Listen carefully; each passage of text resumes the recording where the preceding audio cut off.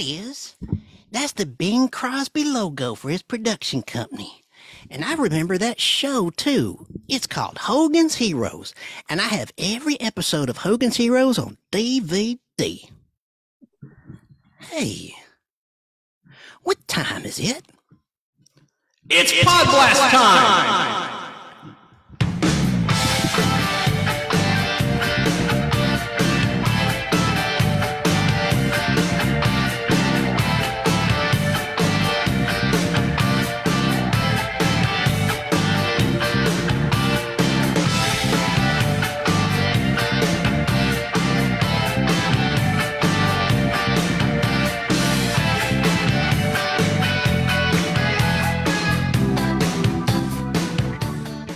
That's right, it's Pod Blast time. Got a very special Pod Blast for you today because I have guests. This is the first time we've done the show via Zoom. Now, bear with me, that little introduction, that's of course my little parody of Al, my co-host. But that's right, folks, it's Pod Blast time. This is your show, your weird, informative, hopefully fun time capsule of memories of days gone by as we forge ahead together in the game of life. Remember the Milton Bradley board game Life? I was a Scrabble man myself, but this is the Nostalgia Show with a bite. Welcome, I'm Chance Bartels, your host, no relation to Chance the Rapper. As Steve Harvey would say at the beginning of Family Feud, and I mean this with all sincerity, we've got a good one for you today. This is a very special edition of the Pod Blast. Like I said, as you can see, this is a Zoom call show. And this is the very first time the Pod Blast has gone Zoom, so please bear with me if there's some technical hiccups. There's a very good reason for this format change. Today, we're celebrating the memory of a multi-talented and accomplished man, best known for starring as Colonel Robert Hogan in the wildly popular CBS sitcom Hogan's Heroes, which aired from Friday, September 17th, 1965 until Sunday, July 4th, 1971. That was a rerun. Fun fact for you before I bring our guests on. Did you know that the pilot show of Hogan's Heroes, which aired as the very first episode, was the only one filmed in black and white? Now, usually in those days, an entire season or seasons of shows, which had an average of 30 plus episodes, would be produced in black and white. Before the following fall, the show would, boom, be transformed into color in the mid-1960s. Shows switched to color like Gilligan's Island, The Beverly Hillbillies, Voyage to the Bottom of the Sea, The Fugitive, 12 O'Clock High, The Andy Griffith Show, its spinoff Gomer Pyle, USMC, Bewitched, I Dream of Jeannie, Hazel, Lost in Space, and many, many more. But can you imagine back then watching a brand new show 1 week, and then the following week, bam, it's in full color? That's a unique piece of classic TV trivia and history, I think. So let me bring our ladies on in just a sec, but I want to give you just some quick background on Hogan's Heroes. The show Hogan's Heroes was a ratings winner, cut short by the acts of legendary CBS network executive Fred Silverman in his big purge of the summer of 71 in 1971, in which many beloved programs were canceled despite still being popular, to make way for the massive wave of Norman Lear programs which were spawned by the incredible success of All in the Family, which began on that network, CBS, on Tuesday, January 12th, 1971. 168 episodes of Hogan's Heroes were filmed, with the final all-new episode titled Rockets or Romance airing on Sunday, April 4th, 1971. But as I said, the very last time that Hogan's Heroes aired on CBS in prime time was on the 4th of July, 1971, which was a rerun. The original Hogan's Heroes time slot was Friday nights at 8:30 between September 1965 and September 1967. In the fall of 1967, CBS moved Hogan's Heroes to Saturday nights at 9. Then in the fall of 1969, CBS shifted the show back to its original time slot of Friday nights at 8:30. Then, in the final season of Hogan's Heroes, it aired on CBS Sunday nights at 7:30. If you're listening right now to the Nostalgic Pod Blast via Fistful of Radio out of Atlanta, Georgia, or Apple or TuneIn or Spotify, Podbean, Podco, Google Podcast, wherever, you may want to go ahead and find the video feed of this very show by simply Google searching The Nostalgic, that's with a C, not nostalgia, The Nostalgic Pod Blast Bob Crane. And the YouTube presentation of today's show will pop right up in search. Why? Because as I said, for the very first time, the show is going Zoom, so that you can see our delightful guests. And these are excellent guests for you for this edition of the Nostalgic Podblast, who spent decades researching the ill-fated Hogan's Heroes star Bob Crane. Guests who I'll bring in just a second. Do you think you know it all about Bob Crane? You don't. I sure don't, as I discovered as I read this eye-opening book. Did you know that Bob Crane was a very popular morning drive radio personality? I didn't. Did you know that Bob Crane was a talented musician specializing in playing the drums? I didn't. Did you know that before Hogan's Heroes, Bob Crane acted in 63 episodes of The Donna Reed Show, portraying two different doctors, characters named Dr. Dave Kelsey and Dr. Dave Blevins? I didn't know that. Did you know that Bob was beloved by just about everyone that he actually knew personally and professionally in his professional and private life? There are big names in this book who attest to the excellent character Bob Crane had throughout his entire life, a life which was tragically snuffed out by a killer when he was just 49 years of age, back on Thursday, June 29th, 1978. A killer who was never identified or prosecuted. You're about to meet on camera via Zoom the official Bob Crane biographer and the main author of the engaging 644-page hardcover biography, which you see on camera, titled Bob Crane, The Definitive Biography, Carol M. Ford. And Carol has many impressive accomplishments under her belt. You've seen her on the Reels channel. You've heard her in audio commentaries for the Night Gallery Season 2 Blu-ray set from 2022. We'll discuss all that in a little while. Also joining us is another accomplished professional, a journalist, researcher, and co-author of the book Bob Crane, The Definitive Biography, Mrs. Linda J. Groundwater, who comes to us all the way from the land down under in Australia, 14 hours into the future. It's Monday morning her time as we're live here on Sunday in the States, stateside. By the way, I'll be giving away a copy of this fine hardcover 644-page Bob Crane bio book to someone who is listening or watching in the audience. Listen closely what our guests say, because I'll ask a question based on an anecdote about Bob that they share with us today, and they have a lot of exclusive information.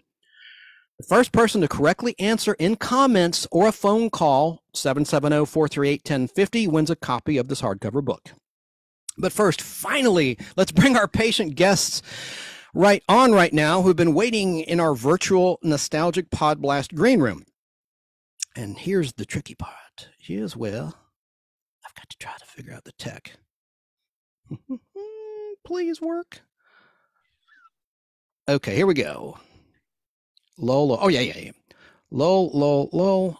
And I do this here. Jeez. Oh, please work. Can you hear me, ladies? Carol and Linda? Yes. We sure can. We sure can. Oh, gosh, I got to get you on screen here. Boom. Wait a second here. Let me take my ugly mug off the screen. You only have half your mug. I know, right? Because I see your wonderful book right there. Gosh darn it. I practiced this so many times. Nope, don't do that now. Don't do that now. Oh, geez.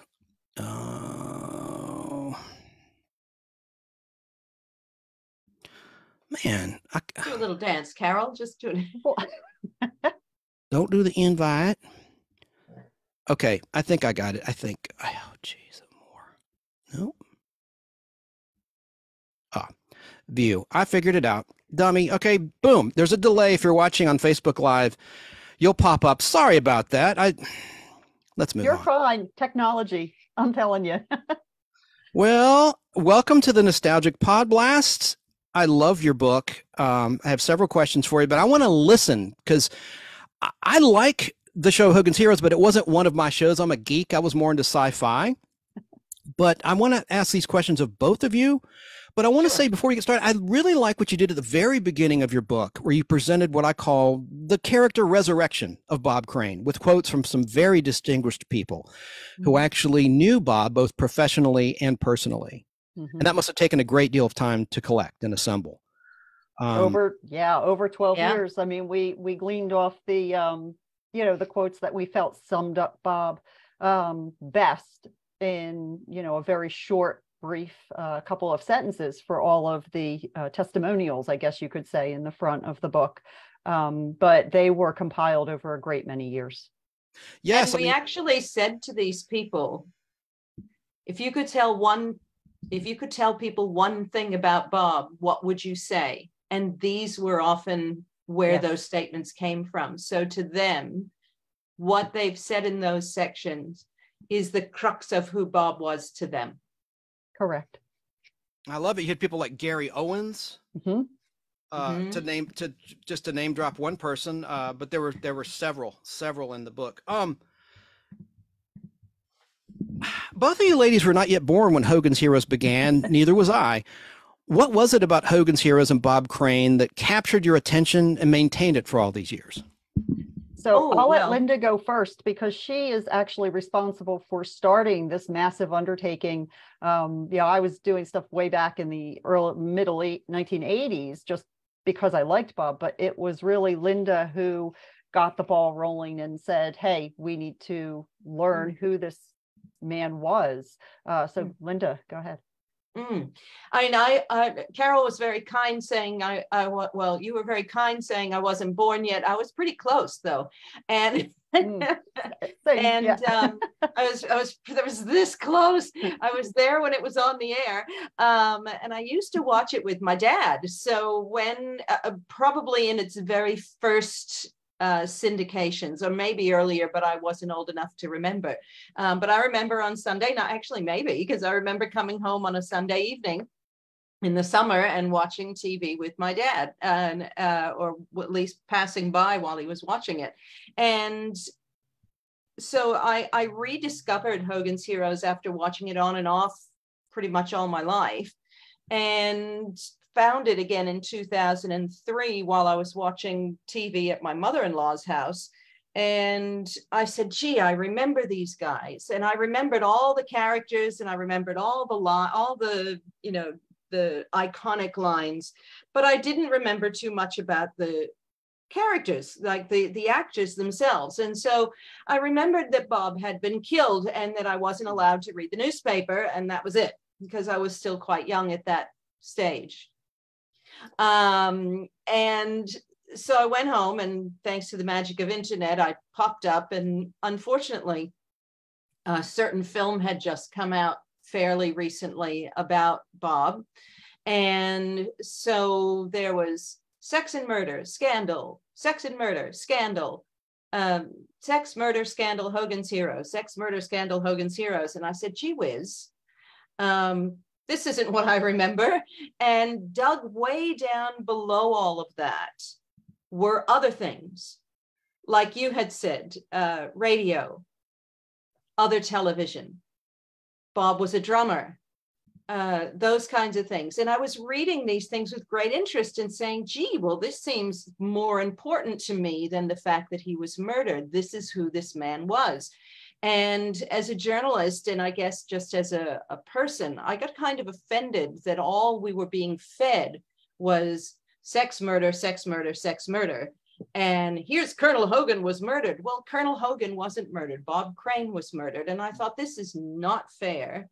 And something tapped me in the back of the head and said, you need to do something about this. And so I did. I started, and I met mind you, I was already down here in Australia. I did grow up in New England. So It's a little bit of an Australian accent. Sorry to interrupt. Do I? Oh, I try. Yeah. I've been here a long time, but I first was able to, one of the first people I met was Dee Young, who's the third author in this project. And she worked at WICC Radio, which is a Connecticut radio station that Bob worked at, a very large one where his career really took off. And she got me to Bob's cousin. She got me to other people that Bob worked with in Connecticut. And then it went out from there. And a year or two later, I reached out for more, told people that I was doing this. And Carol came through. It came through a Yahoo group. And we have since then just really, not to toot our own horn, but we became a force to be reckoned with at that point, because we were all over the world, working in every time zone. You try and stop us. And Bob was just, what kept us interested is Bob really was just a fascinating, multifaceted, genuine person who did so many things despite his addiction and with his addiction. And we thought it was time that people knew the truth, so that when you look him up, maybe not the first 10 things are sex and murder, maybe only the first 3. And I think we've started to make some headway there. That's good. And Carol, I read in your book that you discovered the show in the mid 1980s when you were just a teenager. Yeah. I was pretty young. I was about 14 years old. And like Linda, I was watching it with my dad, who also loved MASH, and so all those great war comedies that were on at that time. But I was really drawn to Hogan's Heroes, and it was around that time that I had learned, just through a random book that I found in a bookstore, that Bob had been murdered. And when you're 14 years old, nobody kills Colonel Hogan. What's that about? And so I wanted to learn more, because even back then, 1985 is only about 7 years after Bob has died. And there isn't a whole lot out there, but what was out there were the rag magazines, and it was, Psychic, predicted Bob's death, and, those kinds of types of things. Inquirer, and, yeah. Exactly. And so, you wanting to know more, I just started to do very preliminary research, is what I would call it. And so instead of going to the mall or to the movies, I went to the library, and I started going through the microfilms, the New York Times and Philadelphia Inquirer, and those sorts of things. And, I just started to build up just a very preliminary file on who Bob Crane was. I learned he was a drummer. I, played in the band. I thought that was, wow, I learned very, very little bits about radio, but it was all very interesting. Fast forward to the mid 2000s, and Linda and I connect. And, through Linda and Dee and I, we all brought very specific skill sets to this project. Linda had her journalism background and investigation background, and being able to interview. I didn't have that skill set, but Linda did. Dee opened up the whole world of Connecticut radio to us, where without Dee, who actually met Bob in 1976 when Bob came to visit WICC to help the station celebrate its 50th anniversary. Wow. Without Dee, we would not have had, I think, the very integral workings of Connecticut radio, and certainly of WICC. I work for a publishing company. I am, I'm a writer. I've written other books. I've written, I'm an editor for the company where I work in healthcare publishing. So between all of us, and plus I was here with boots on the ground in the States. And so between all of us, we were able to do something where I'm not saying other people couldn't have done it, but I think what we did was something very unique. And because of that, it is the full and complete telling of his life as best as I think anybody could do. And in the beginning, I read in your book that you were drawn to the theme song when you were a teenager. Oh, sure. Yeah. Who wouldn't be? Who wasn't? Yeah. Who composed that? Not to put you on the spot. I can't. Was it Jerry Goldsmith? I'll look it up. Anyway, but that theme is great. I love that theme song. Jerry Fielding, I think. Yeah, Jerry Fielding. Mm-hmm. Excellent. And Bob played the drums. Yes. Are you serious? I didn't know that. Mm-hmm. In the theme. Yes. Yes. That is a cool anecdote. I did not know. That's cool. James Install says hi. You wouldn't catch him anywhere without his drumsticks. You would never catch him anywhere without his drumsticks. Bob was a drummer from go to woe. Now, Linda, you talked about discovering the show through syndication. Do you remember, were you watching on WTBS? This is a question for each of you. Airing on national cable in the United States, or was it a local station? There was no such thing as cable when I first discovered it when I was a kid. There was no such thing. But as an adult, I was watching on Foxtel, which is the Australian. My husband's Australian. That's how I ended up here. So I was watching it on Fox Classics, and I tell you what, that show is now 58 years old. It is still running every day on Fox Classics.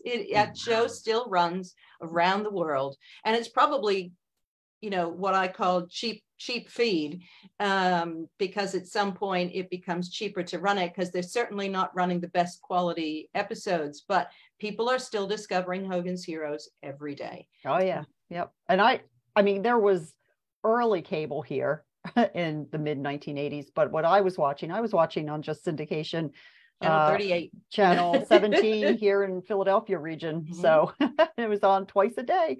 It was exciting. I waited for 1 o'clock. Here in Atlanta, I watched on Channel 17, Ted Turner's network. I referenced WTCG, later WTBS, and that's how I discovered the show. And there were a lot of great guest stars. I like Nita Talbot. Talk about her in a little bit. I think she's still with us. She is. Yes, she is. Yep. She's a really good actress, very attractive lady. So I suppose you both found him attractive. I mean, Bob Crane's a good-looking man. Oh, sure. Well, sure. I mean, we're not blind, you know. Yeah.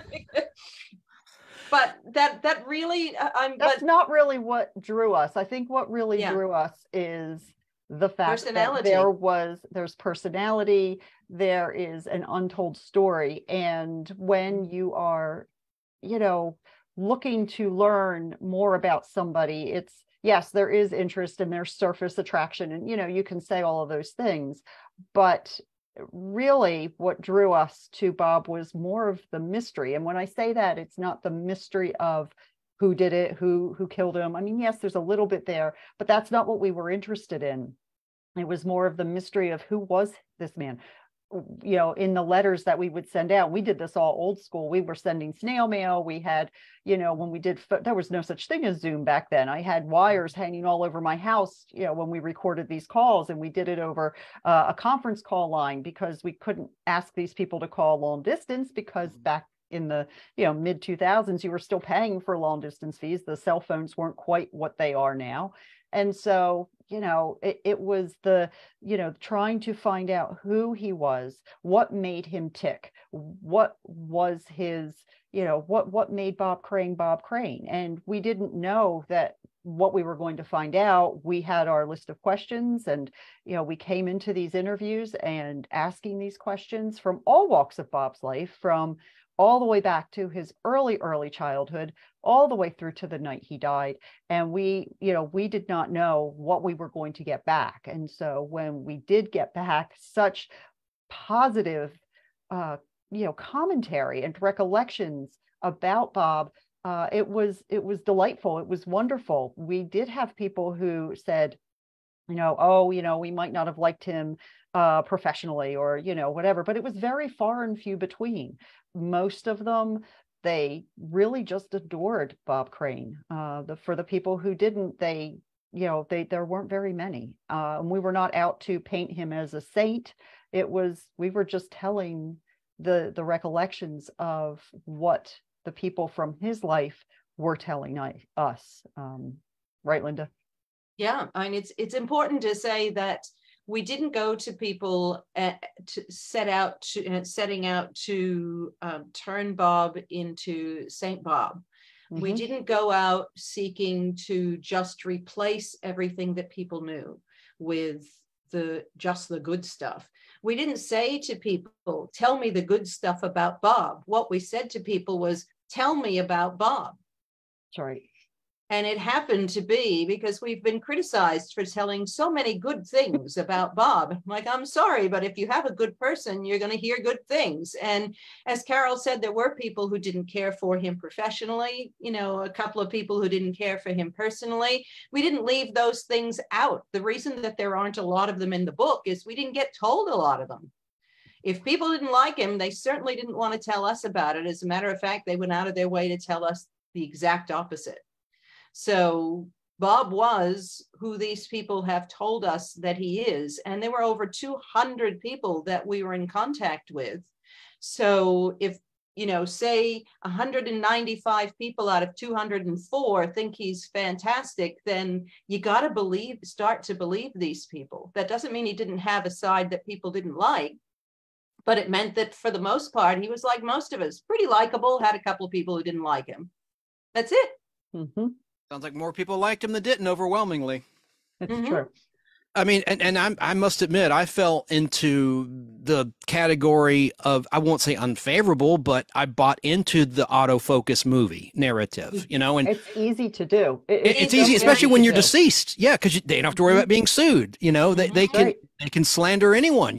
Most of the biopics that are exaggerated are of people who are no longer with us to defend Absolutely. themselves. That's Mhm. absolutely true. And with that particular film, it is often hailed as the be all end all. If you want to know who Bob Crane is, oh, go see that movie.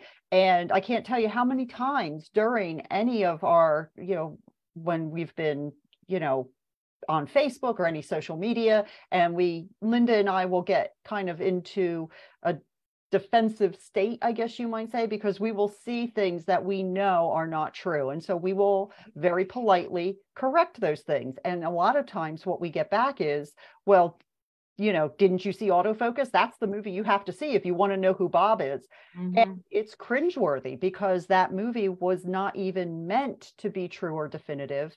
The director, Paul Schrader, says, told the New York Times back in 2002, he did not intend Autofocus to be true or definitive.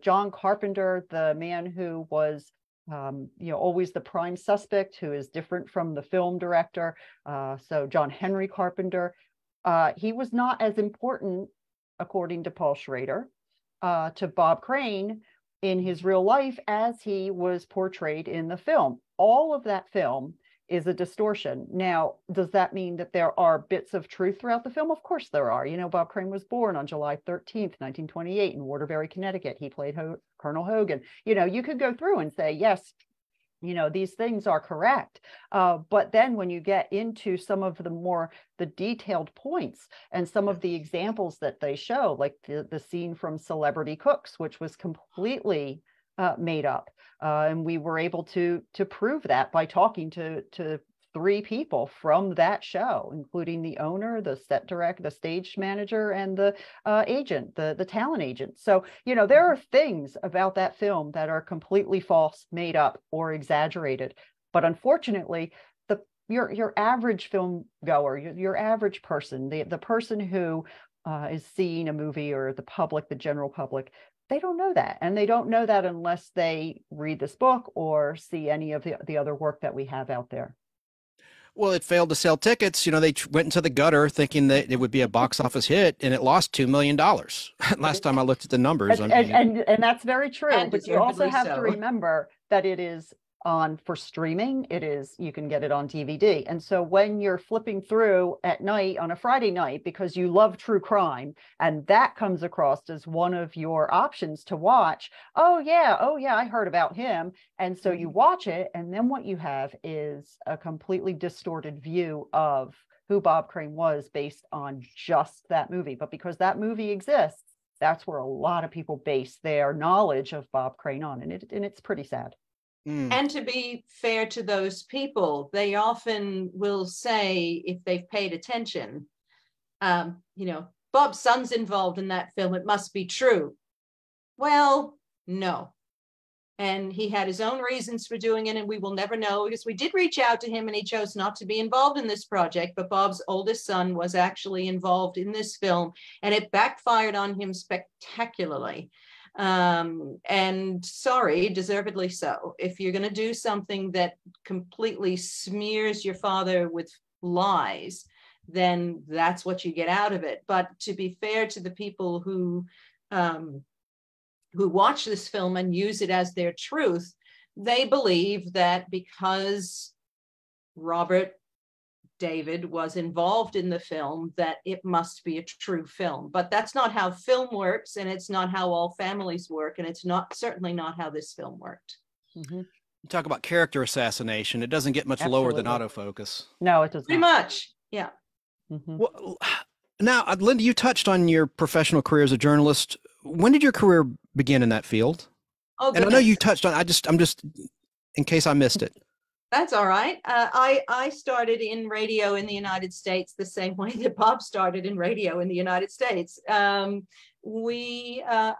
was always interested in in acting and in writing and in broadcasting. And so I actually went to Revere College, which is now a university in Nashua, New Hampshire, and studied communications and English there, and graduated with a degree and started my radio career while I was in college. So I worked in radio in Massachusetts and in New Hampshire before I came out here to Australia. Cool. Was it public radio or corporate radio or local? Or... All your standard AM news stations. So I worked at WMBH, which was the station I grew up with in New Bedford, Massachusetts. Ended up at WSMN in Nashua, New Hampshire. Went to WKBR, which is now a completely defunct station in Manchester. That was a scary place to work. And ended up at WCAP News in Lowell, Massachusetts, and stayed there for a few years before I discovered that radio could not put food on the table for us and moved into something else. When I came into Australia, I thought about getting back into radio, but radio is a very different thing, a very different animal here in Australia. And so I've stayed out of it here, and then just went back into the acting thing.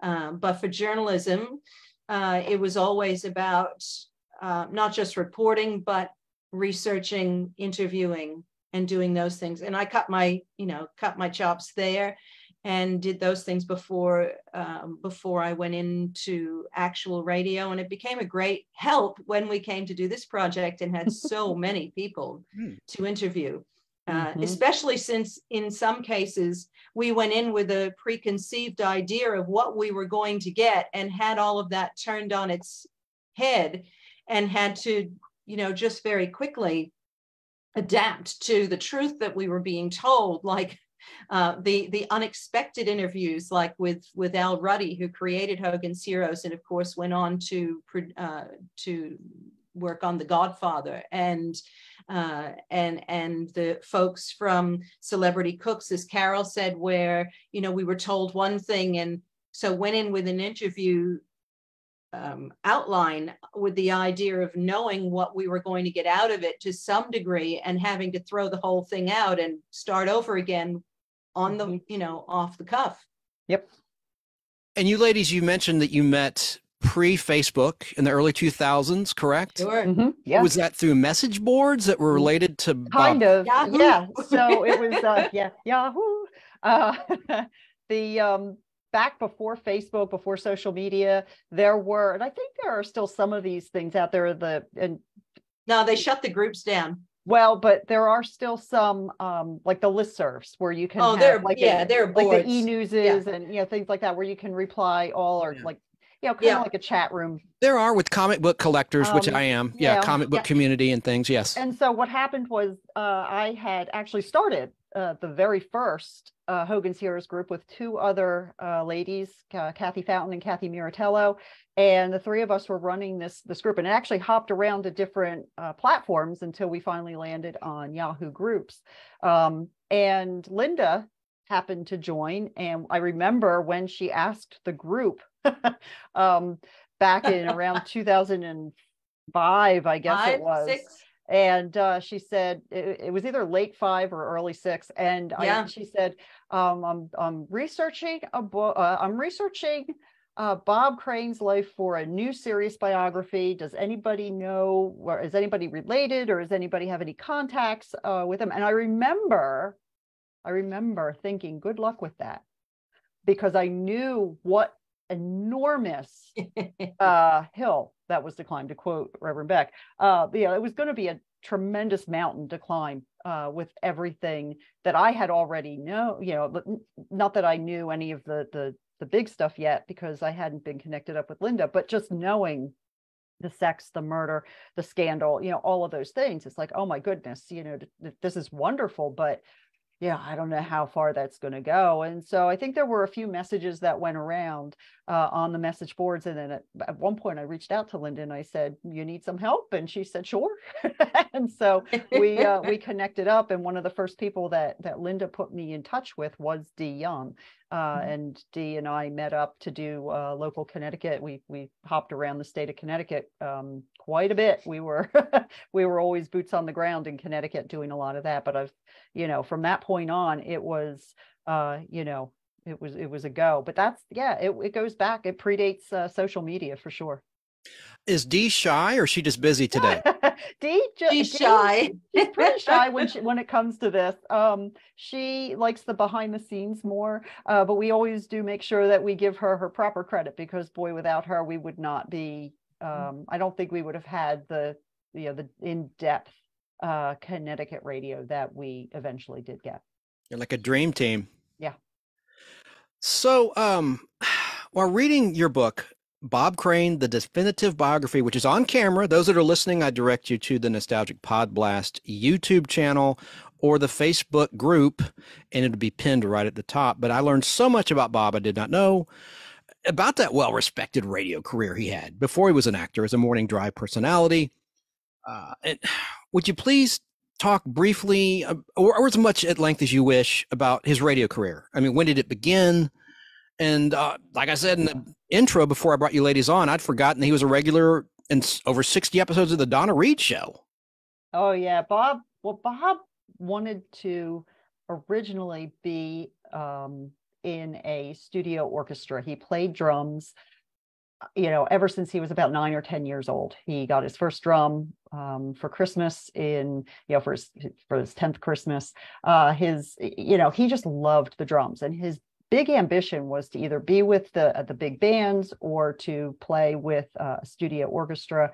But that was not going to happen, because by the time that Bob graduated, which was 1946, the big band era was kind of coming to a close.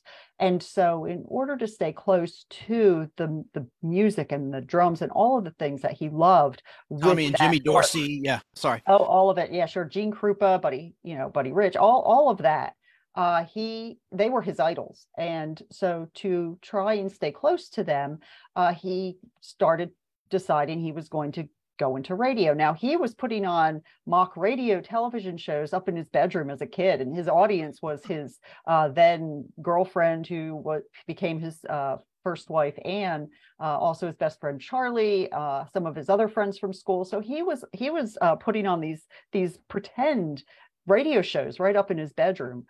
When he and Anne were married, they honeymooned in the Poconos, and they went. While he was on his honeymoon in Stroudsburg, Pennsylvania, he went to the little radio station just up the street from where they were honeymooning, and he did a cold call, and he walked in, and that was WVPO in Stroudsburg, and it was the voice of the Poconos.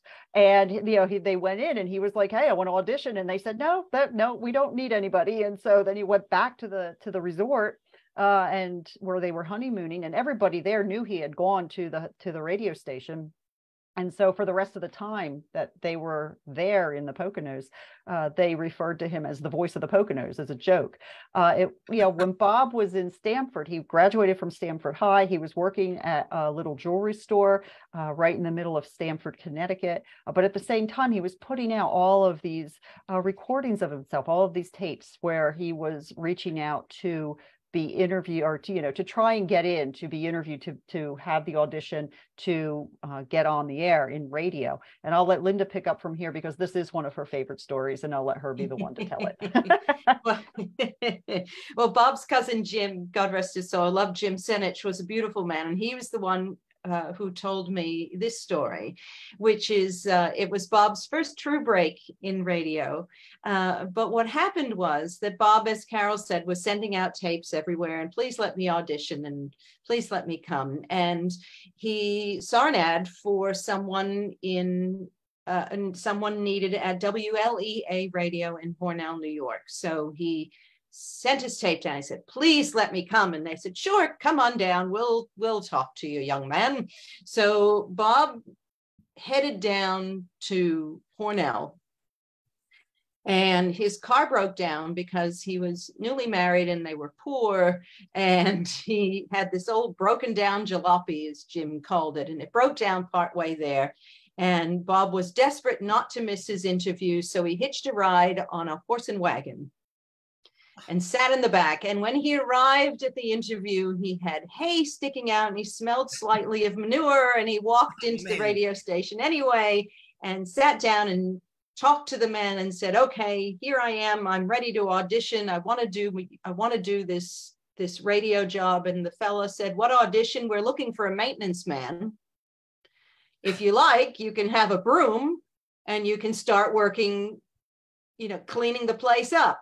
And to his credit, Bob said yes. And Bob took this job because he desperately wanted to be in a radio station just to see how it worked. And I think his pay was something like $11 a week or something. Very small. But very shortly after that, they needed a person to work on the air. And so they grabbed this tall, skinny kid who had desperately wanted to be on the air and put him on the air. And so Bob stayed in Hornell during the week at the Y, and he heated up his soup on the radiator and put his milk out on the windowsill to stay cold.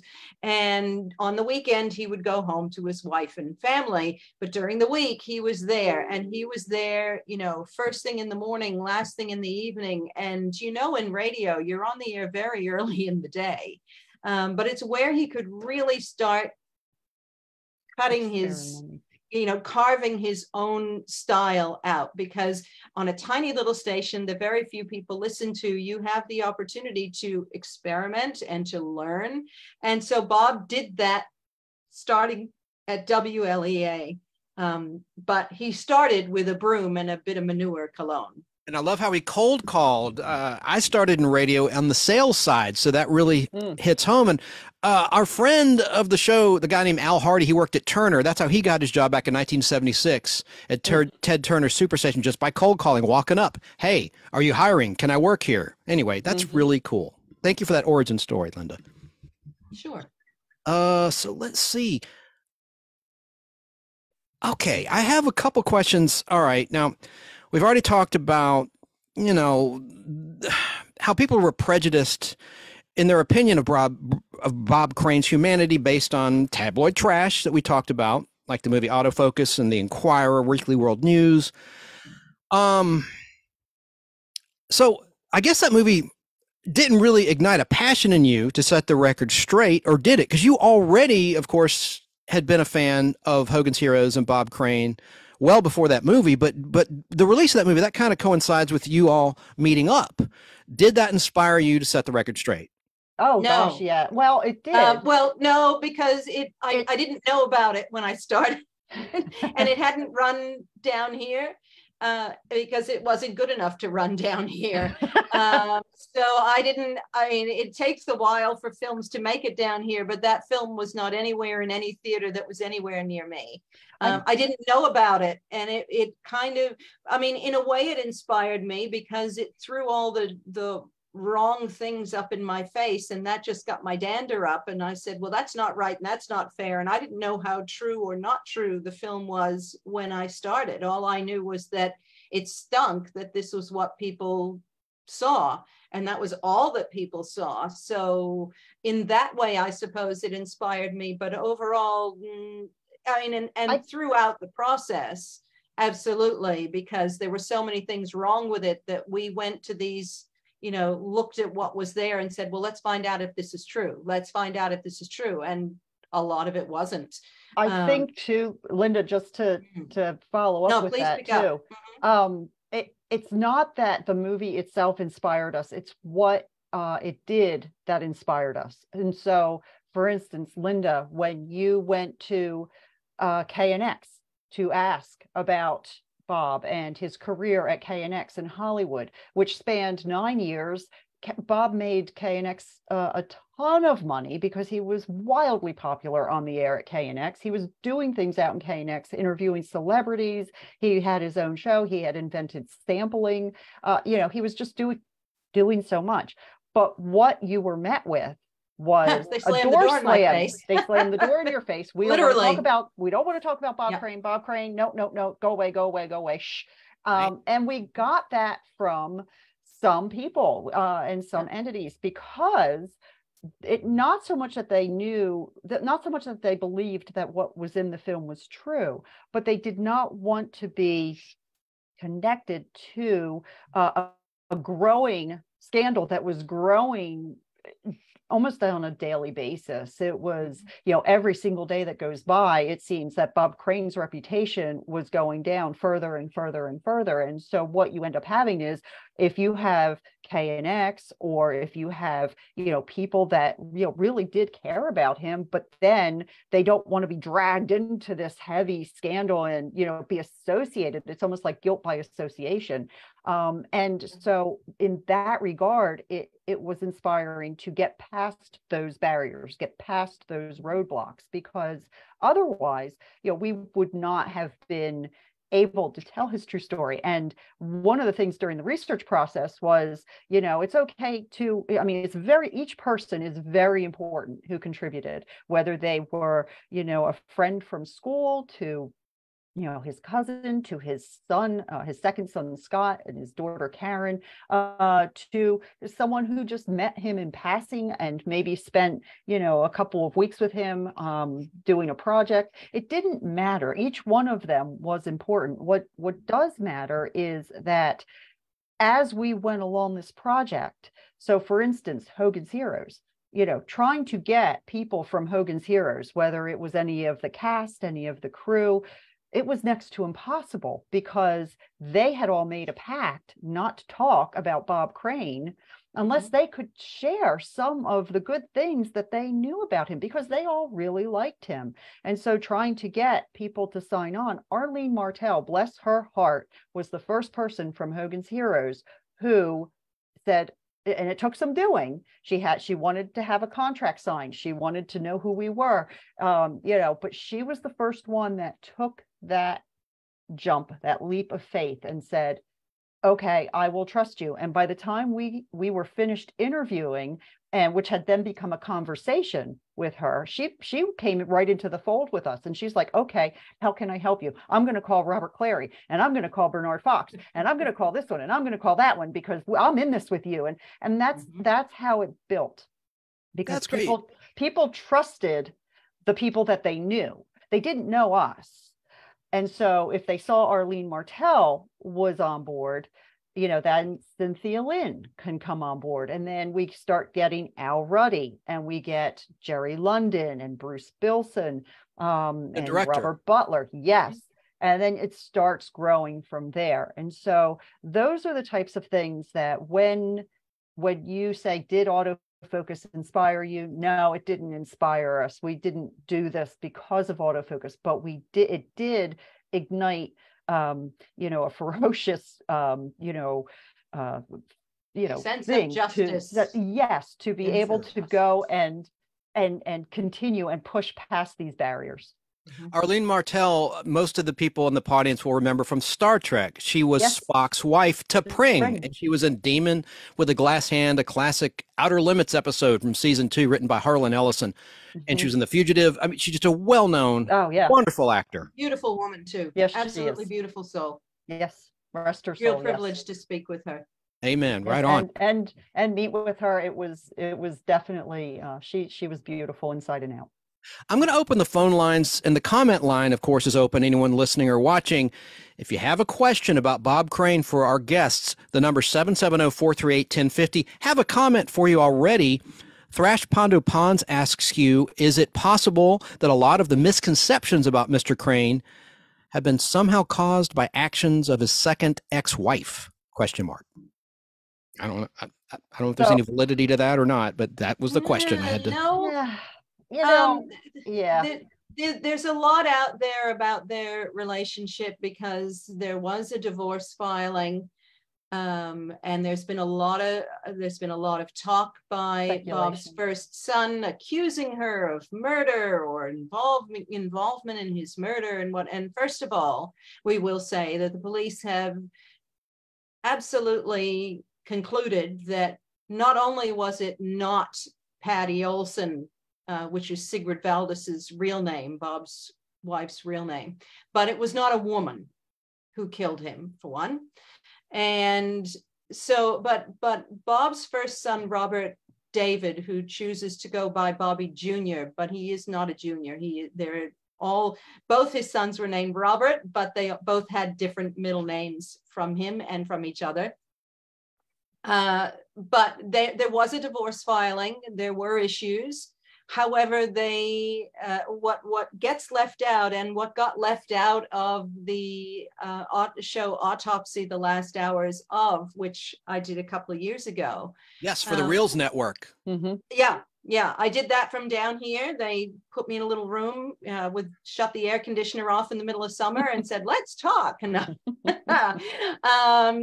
and what they did ask me about that, and I said, "Look, they were very loving 2 weeks before Bob died.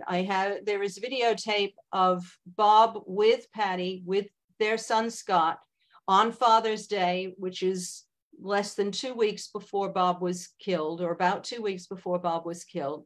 And they are very, very loving. And he talks about taking his things home, and they were reconciling, or at least there was some attempt there at reconciling. And when they asked me, "How do you know about this tape?" I told them the truth. I said, "Because I have seen this tape.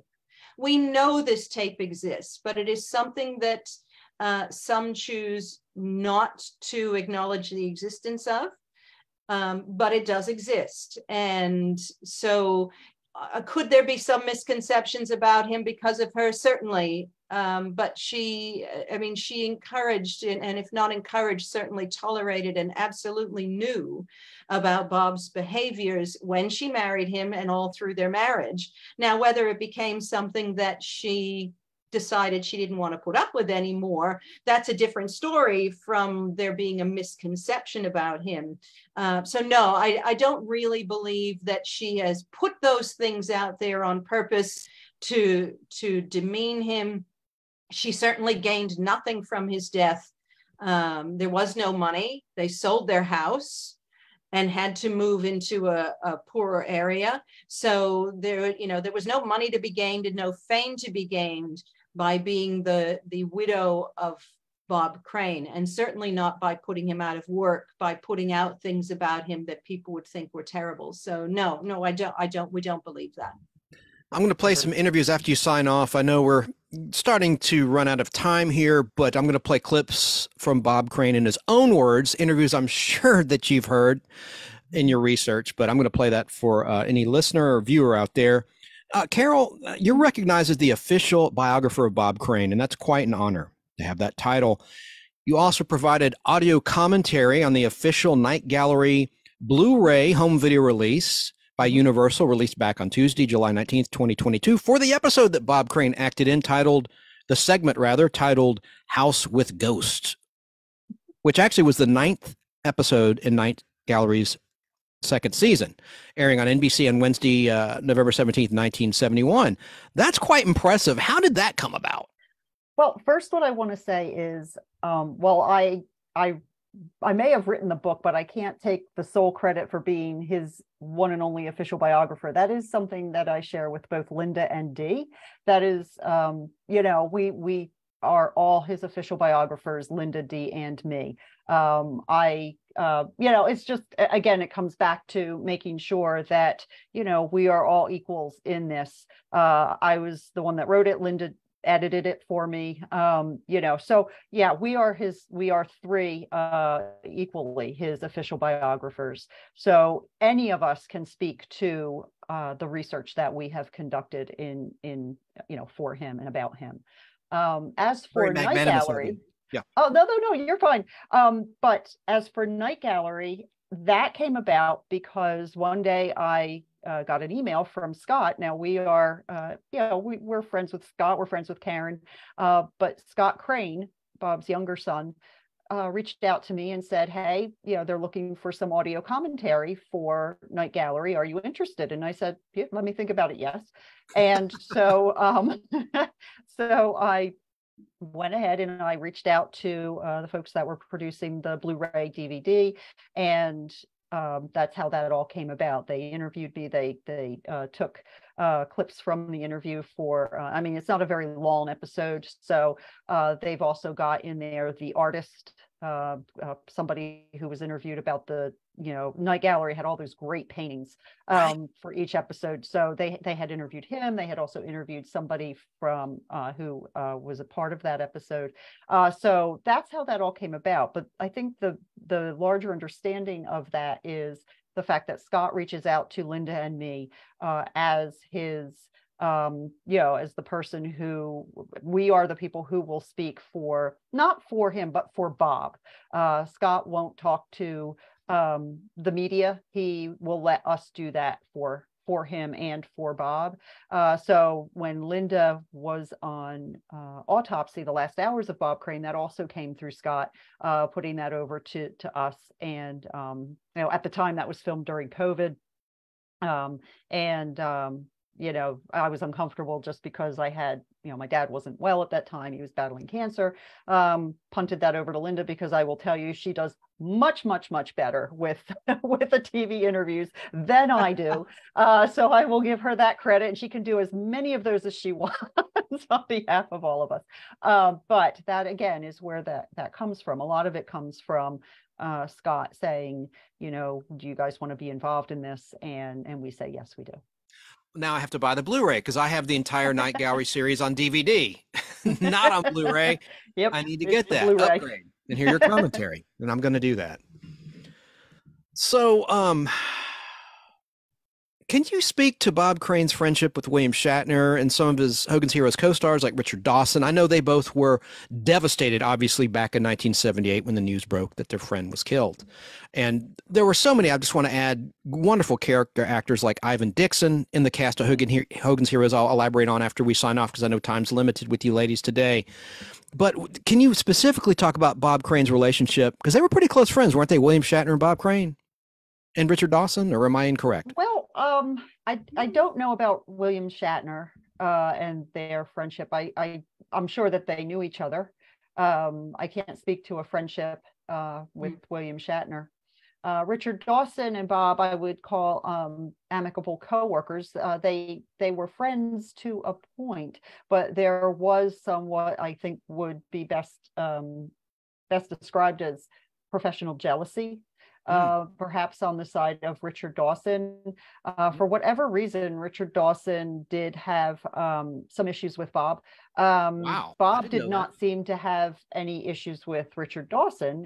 In fact, he was very happy to put Family Feud over in Richard Dawson's direction. Bob did not want to do game shows or do any of that kind of the hosting the game shows and so forth after Hogan's Heroes. He still wanted to act. That was his big thing.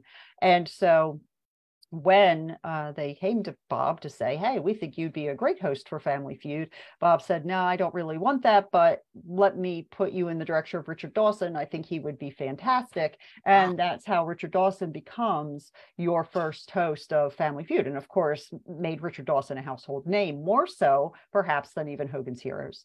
Because Jack Nars had done a pilot for Family Feud before Dawson came on board for Goodson Todman. Yeah. Interesting. Yep. That's really Bob was often offered these MC jobs and things. He was offered the Tonight Show and he said no. He wanted to act. Bob wanted to act. Bob wanted to act. But going back to Richard Dawson, the other thing that's quite telling, and I can think of a couple of things, but I do remember that he had often said that if his family had any problems and they could not reach him, they were to get in touch with Richard Dawson. So no matter if they had any professional tensions, because Richard may not have appreciated the way Bob worked. Bob actually had Richard on his radio show before as well, because Bob, of course, worked at KNX in Hollywood and interviewed before Hogan's Heroes. I'm sorry to interrupt. Before Hogan's Heroes, he was on the radio show.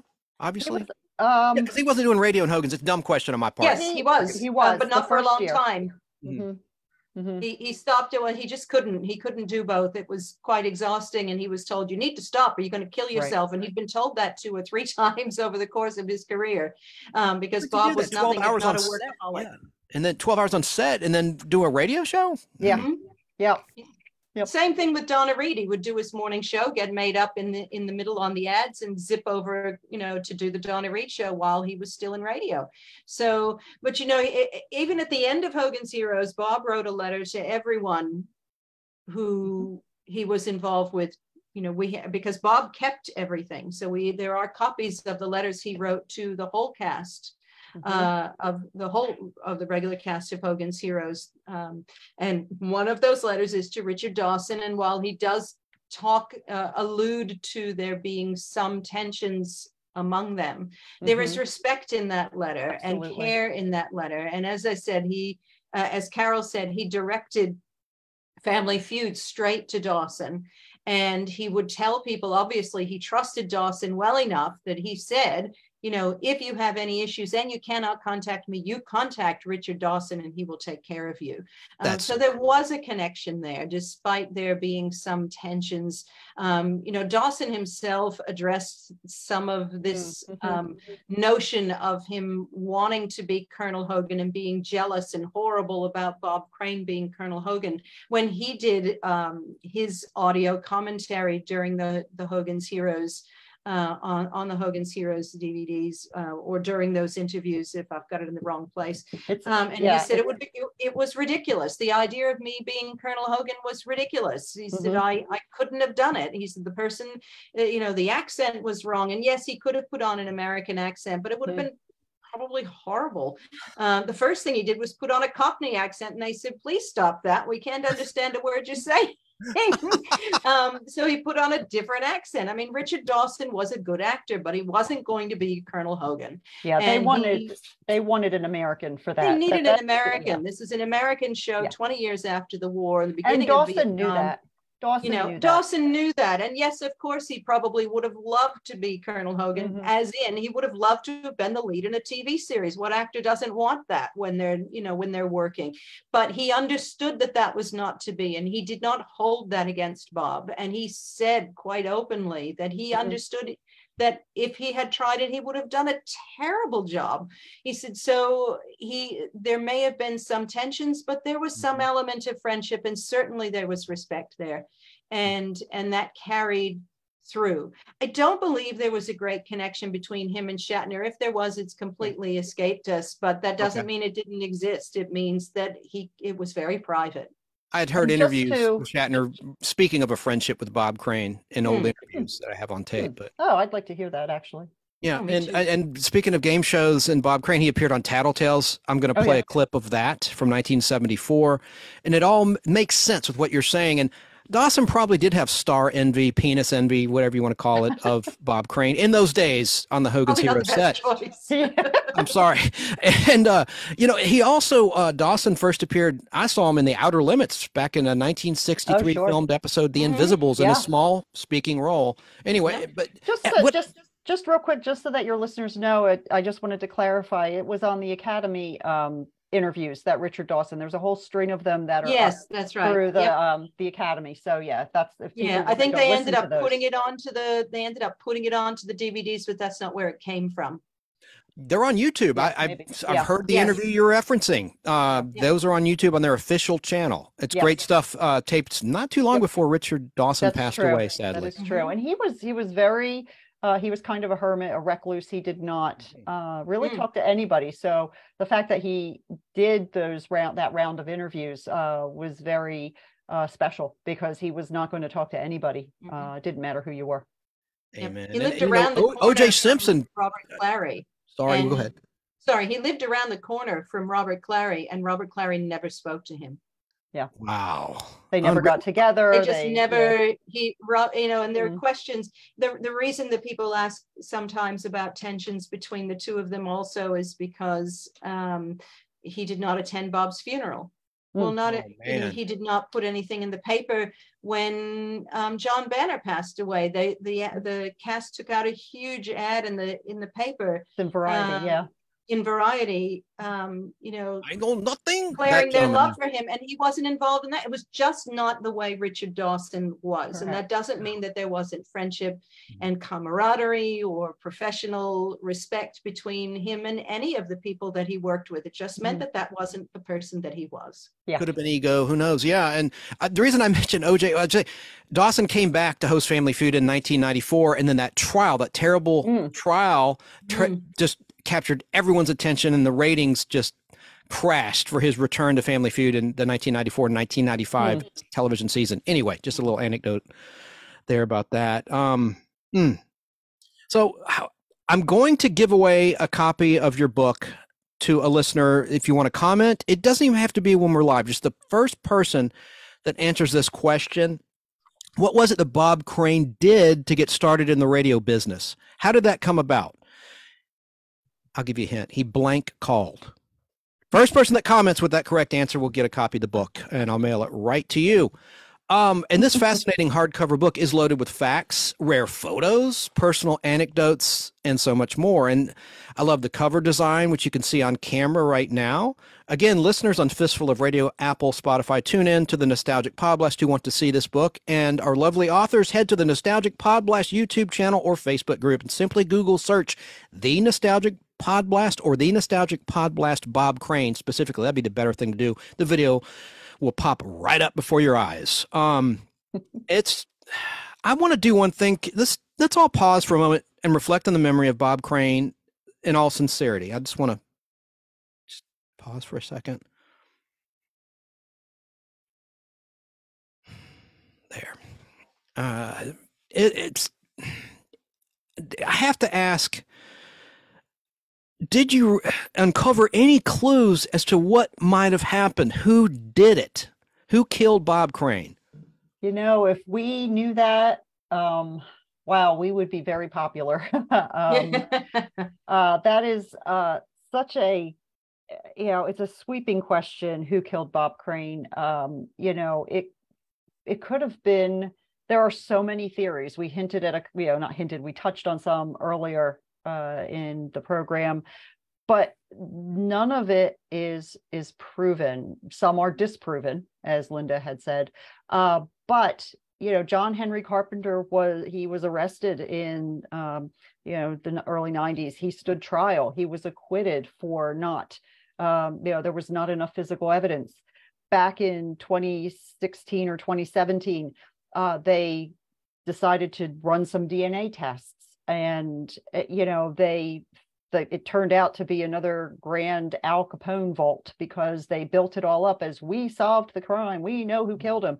And they went to release this great, supposedly great information on live TV. And it turned out to be a dud. There was no new information there. It was all absolutely. It was all inconclusive. It doesn't mean that those involved aren't getting mileage out of all of that. They are, but there isn't anything new.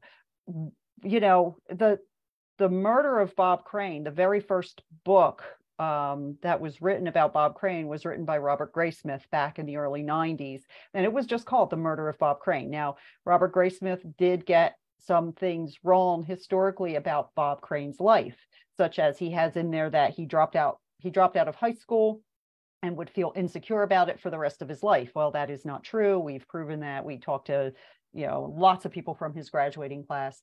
Robert Graysmith also took the word of one tabloid magazine about celebrity cooks and put a write-up in there about it, and then that turned into such a huge fallacy that there was no the things that Robert Graysmith didn't follow up on, unfortunately, overshadow what I think is actually a good criminology reporting of the crime, of the murder, of talking with the Scottsdale Police Department, of going through the crime files, of going through all of those things. And I think in that regard, that book is not a biography of Bob Crane, but it is a good criminal take. It is a good in-depth look at the crime, at the suspects at the time, and what was known. The books that have come after that stand on the shoulders of Robert Graysmith and add bits of, their own little, do's and dots, whatever. But the book by Graysmith is really the book. It's on the definitive crime book. Crime book, not Correct. life book, but it Correct. is the definitive crime book, because let's face it, Graysmith is a criminologist. He's a criminologist, and he's a crime writer, and he's very good at what he does. Yes. It was the filling in of the rest of it. But even Graysmith said to us that the world was begging for a serious biography about Bob. He said that to us. Yes. And which was a lovely thing to say, because he knew that his aim was not to write about Bob's life. The things that came to him about Bob's life were really, incidental, just to kind of fill in some of the gaps. But remember that the film was made, that awful film was based on Bob Graysmith's book, which wasn't that bad. Right. It's just what it turned into. So, this what do they call it? They used to call it Chinese whispers. I don't think we're allowed to call it that anymore. Telephone began, and this information came into the media wrong. Graysmith picked it up and it was wrong, and it got twisted around. And then it went into that film, and it became even more twisted around, and film becomes truth. When film, let's face it, when people see a TV show or a movie and they say, this is true, they believe that this is true, period. They don't ever believe that there could be any dramatization, no matter how much it says this is based on true events. You don't, and some things have been changed for dramatic purposes or whatever. You don't get that. They just get, this is true. And so they believe that this is true about Bob. And as I've said before, and I do need to go because it's morning here, but people are happy to be ignorant. They want to know what they know, and more importantly, they want to be superior. So, and that's not a judgment. That's a fact. People want to. People like to have that feeling of security, and that feeling of security comes from feeling that they are good people. And if you can judge someone that you don't know, then you can feel so much better about yourself, because at least I'm not Bob Crane. Hey, no, neither am I, but that doesn't mean I think I'm better than him. It means I think I'm lucky that I never fell into an addiction, but I don't think he deserved what he got, which people will actually say and have said to his children to their faces. The things that people say to his children are just stunning, and have said to Jim during his lifetime were stunning. People are stunning in their judgment of people that they don't know, and have become much more bold about things that they don't understand. And so the chance to show people who Bob really was. Bob's flawed. I mean, there's a chapter in that book that I read, and every time I read it, I cry. And it's not the addiction chapter, I want you to know. It's the chapter about the Bob Crane show. That chapter, editing it, writing it, researching it, I literally cried on that chapter, because Bob is flawed, and he was flawing himself right out of a series. And that doesn't mean he was a bad person. It means he was a human being, and he was flawed like anyone else. And so we need to really just look at the whole person, as our friend Joe Cosgrove said, God love him. He gave the best metaphor I can think of. People look at Bob and they see the specks. They're looking at the specks on the Parthenon. The Parthenon is this great structure, and it has specks because it's falling apart and it's ancient, and it's not perfect. It's not perfect. He said, we're looking at the specks on the Parthenon, and it's time to look at the Parthenon and stop looking at the specks. And that's a perfect metaphor for what this book is about. Let's look at the Parthenon, folks. Yes, there are specks, but there's a Parthenon, and it's time to look at that. And based on that, I have to go to work. All right, Linda J. Groundwater, thank you so much. And you're right. No one deserves to be murdered. No. And we live in a reality show world and a tabloid trash culture. And It's like I they really forget appreciate. that that's a real thing. Murder is something you see on TV. Murder is something that you get in video games. It's not a real thing. So yeah, he deserved to be murdered. Really? I don't know any addict who deserves to be murdered. I don't know, a person doesn't deserve to be murdered. He wasn't a perfect person, but I defy anyone to truly tell me that he deserved to be murdered and back that up with fact. And I'll jump on here, Linda, and I know you have to go. I can stay on for a few more minutes, but Oh, good. I was going to ask if you could. You want to go to the bank for me?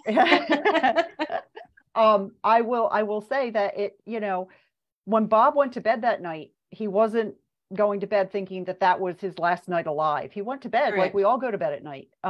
He was killed in his sleep. We say, fortunately, in that when he was hit on the head twice with what police believe was a camera tripod, although they never found the murder weapon.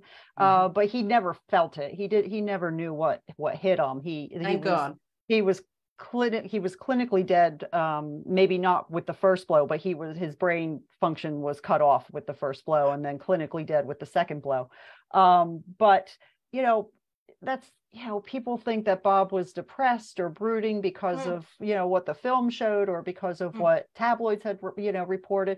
But Bob was just a normal human being too. He was going through your basic human emotions. I'm not happy every single day. I'm not always on every single day. I'm not always in some cases, I'm not even always friendly every single day. I get grumpy. I get sad. So, depending on, the day, Bob may have been really sad because, he didn't want to get a divorce. He wanted his marriage to work. He didn't, he loved his son, Scott. He loved his children.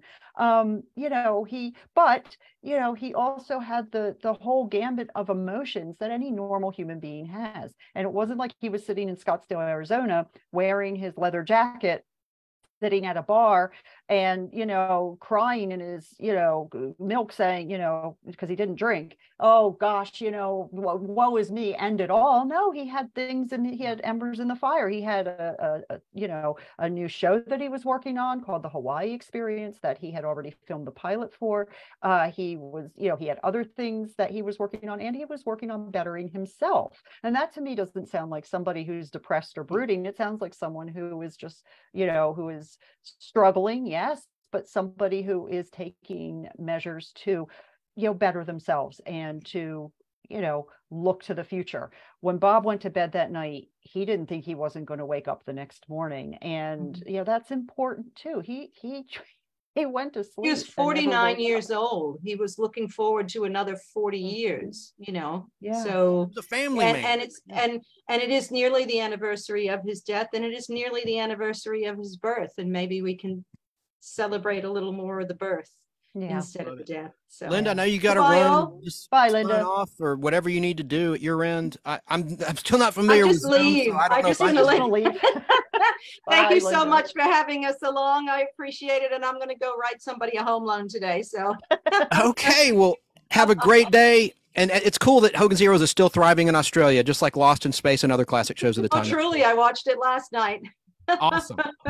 Have a great day. Hope to have you back on the show. Thank you. Thanks. Bye now. Okay.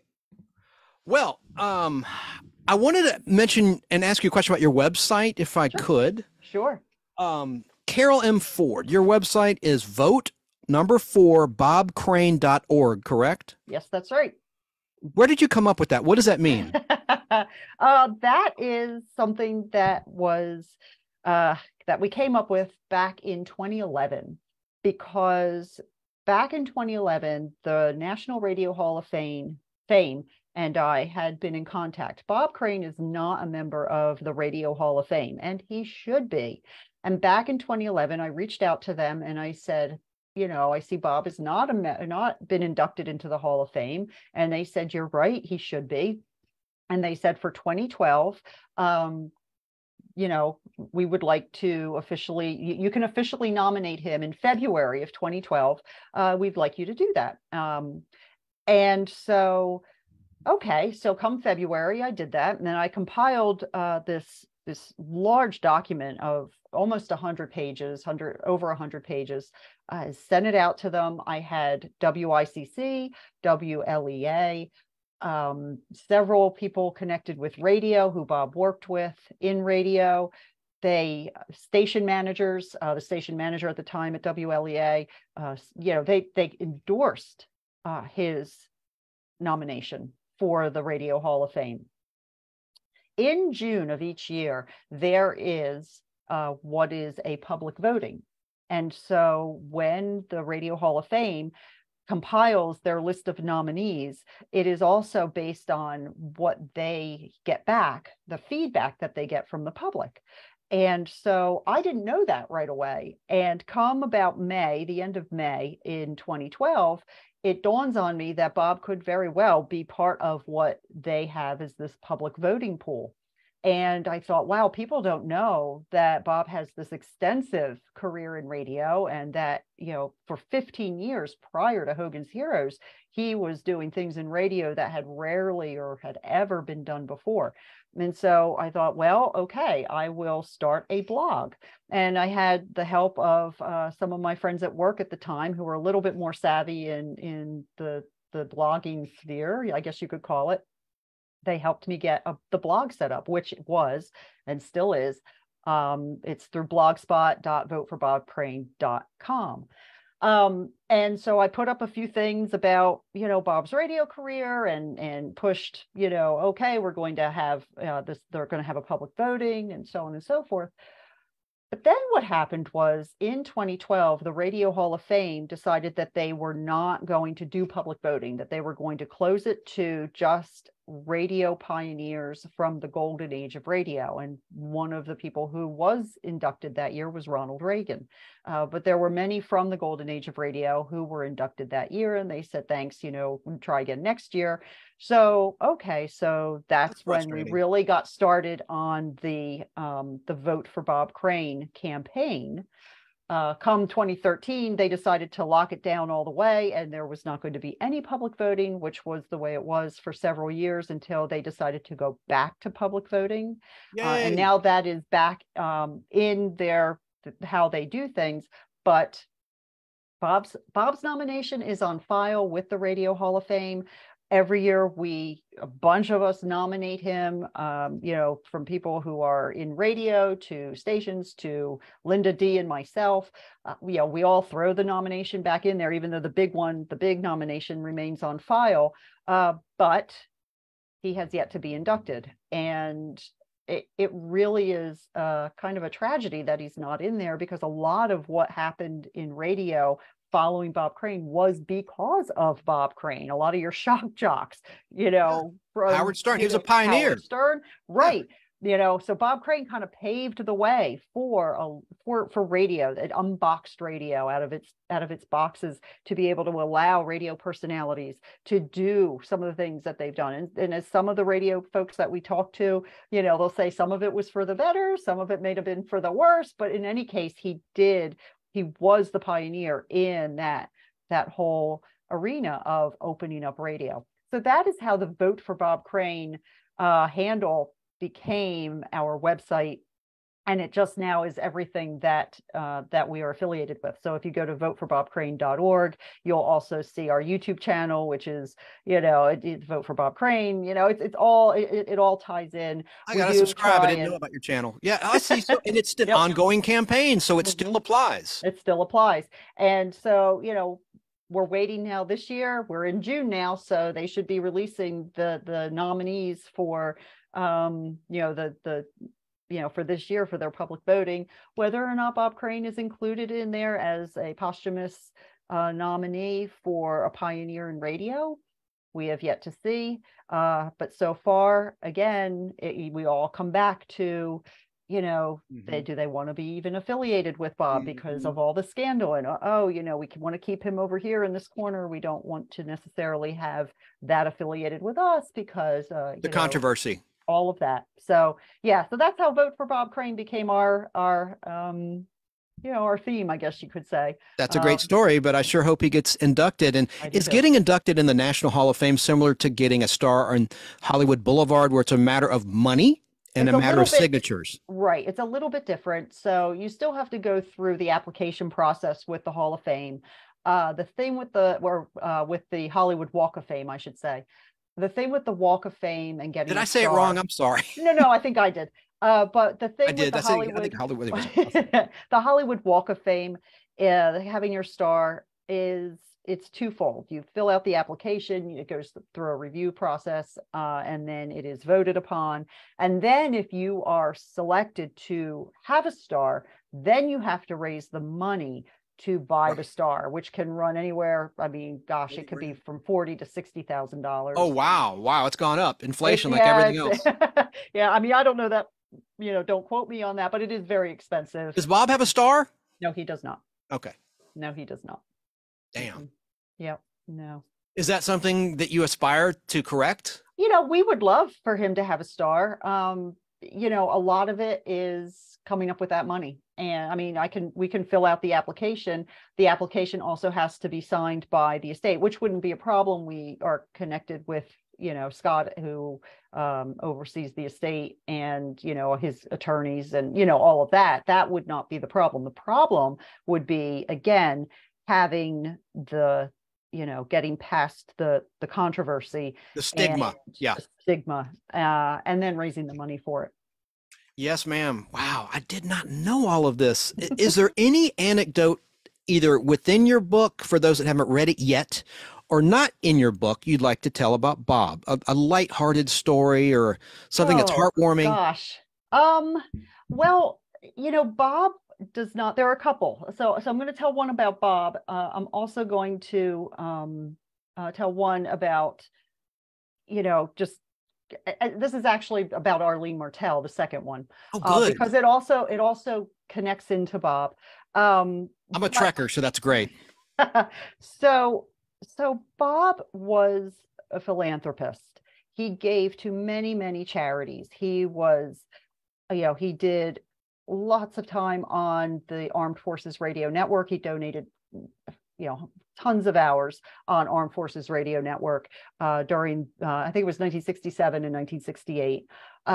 He would go and he would entertain our troops here in the United States. I don't believe he went overseas, although I don't know that for a fact. Like but Bob he did Hope. do a lot of entertaining the troops here in the United States. Very commendable. Hey, he was busy, during Vietnam, he was working.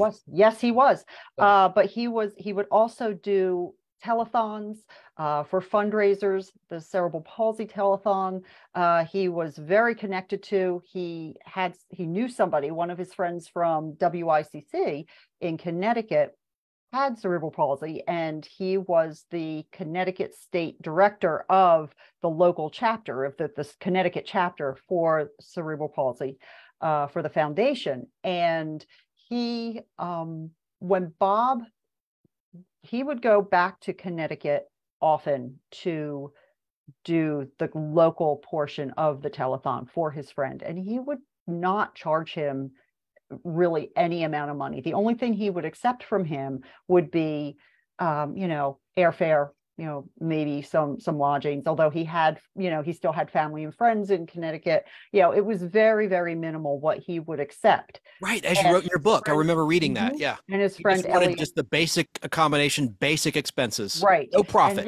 And his friend Elliot Dober, who was the director of the chapter in Connecticut, he could not understand why Bob would turn down. So the national portion of the telethon wanted Bob to stay in Hollywood, and they were going to pay him $20,000 to stay home, come over to the studio, do the national part, which for Bob would have been easy because he's an entertainer. He can do that emceeing stuff.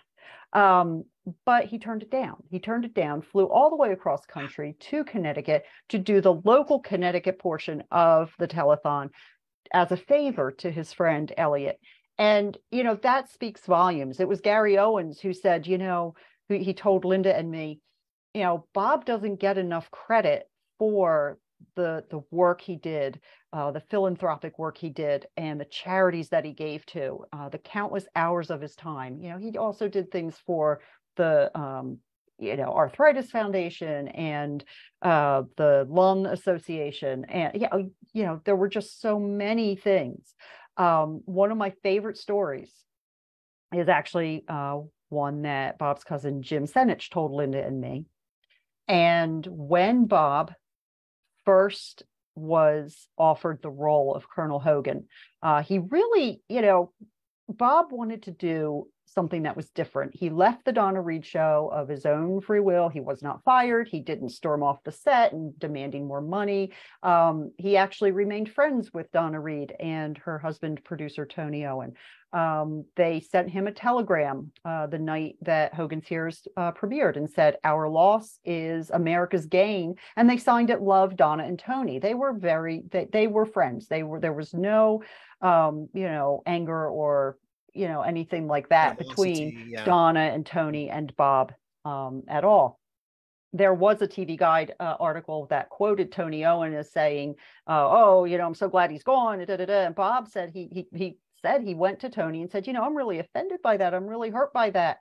And Tony said, "Get used to it, because, you're going to get misquoted, so just don't worry about it, get thicker skin." And, and that was the end of that. But what people read is that article and they think that there's this whole big controversy. But when Bob was given, when he was offered the role, he auditioned for it and he was offered the role for Colonel Hogan. He was very sensitive to, former POWs, our veterans, and those serving active duty in our armed forces.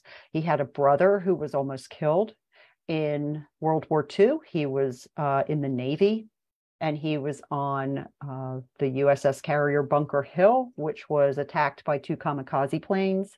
His brother was severely injured. He did not die, but he was severely injured, and that had a real lasting effect on Bob. He also had cousins and uncles who were in the service during World War II. So to make fun of World War II and to laugh about World War II, this is going to be a comedy.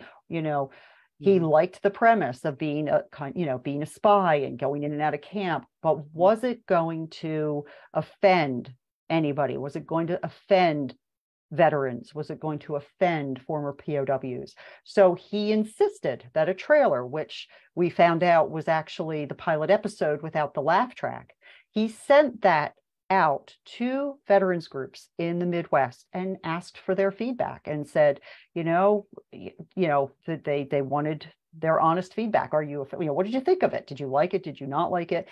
And overwhelmingly, veterans came back and said, "We loved it, because without humor, we never would have made it through."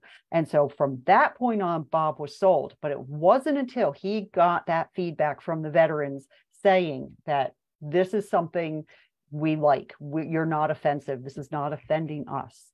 And that's when he went forward with it. And he was very, very sensitive to the feelings of our veterans, and he respected our veterans and our armed service forces. So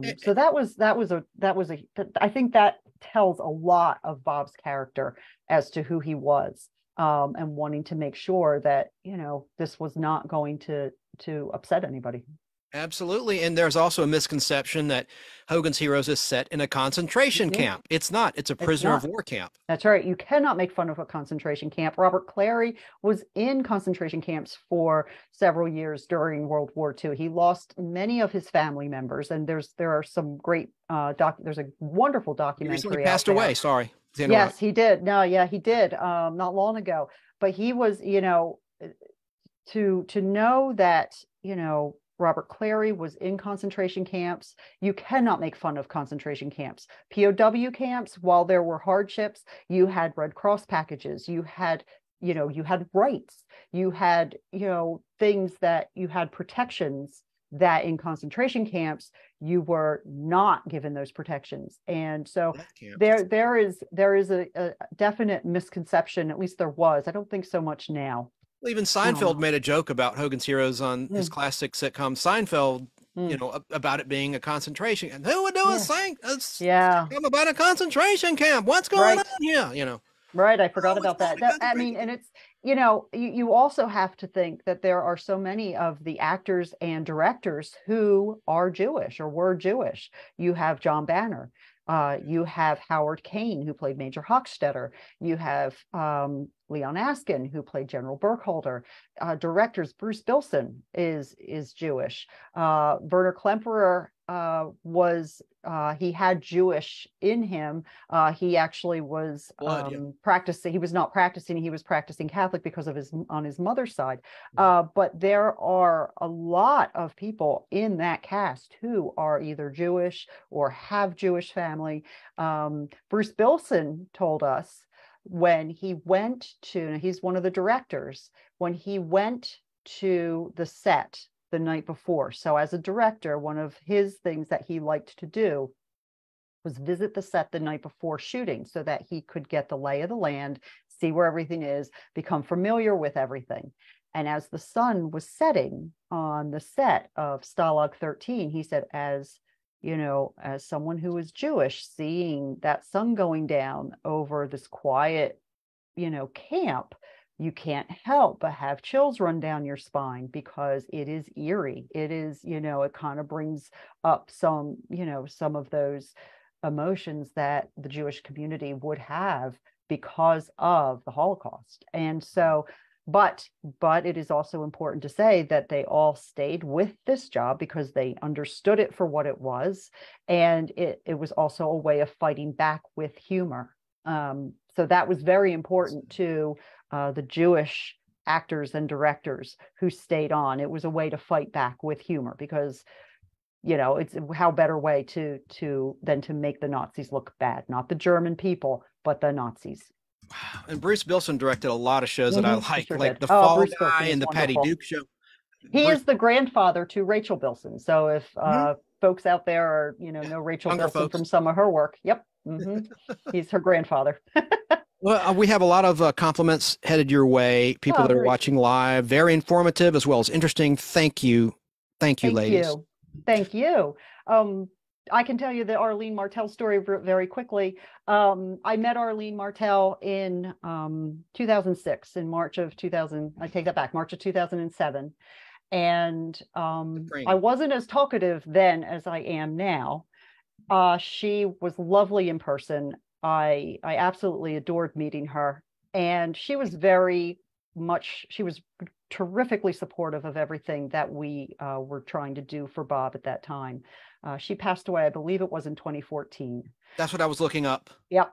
And August 12th, 2014, yep. Born April 14th, 1936. Oh, that's a shame. Yeah, she was lovely. She was wonderful. I say this because it's funny now. At the time, I was quite embarrassed.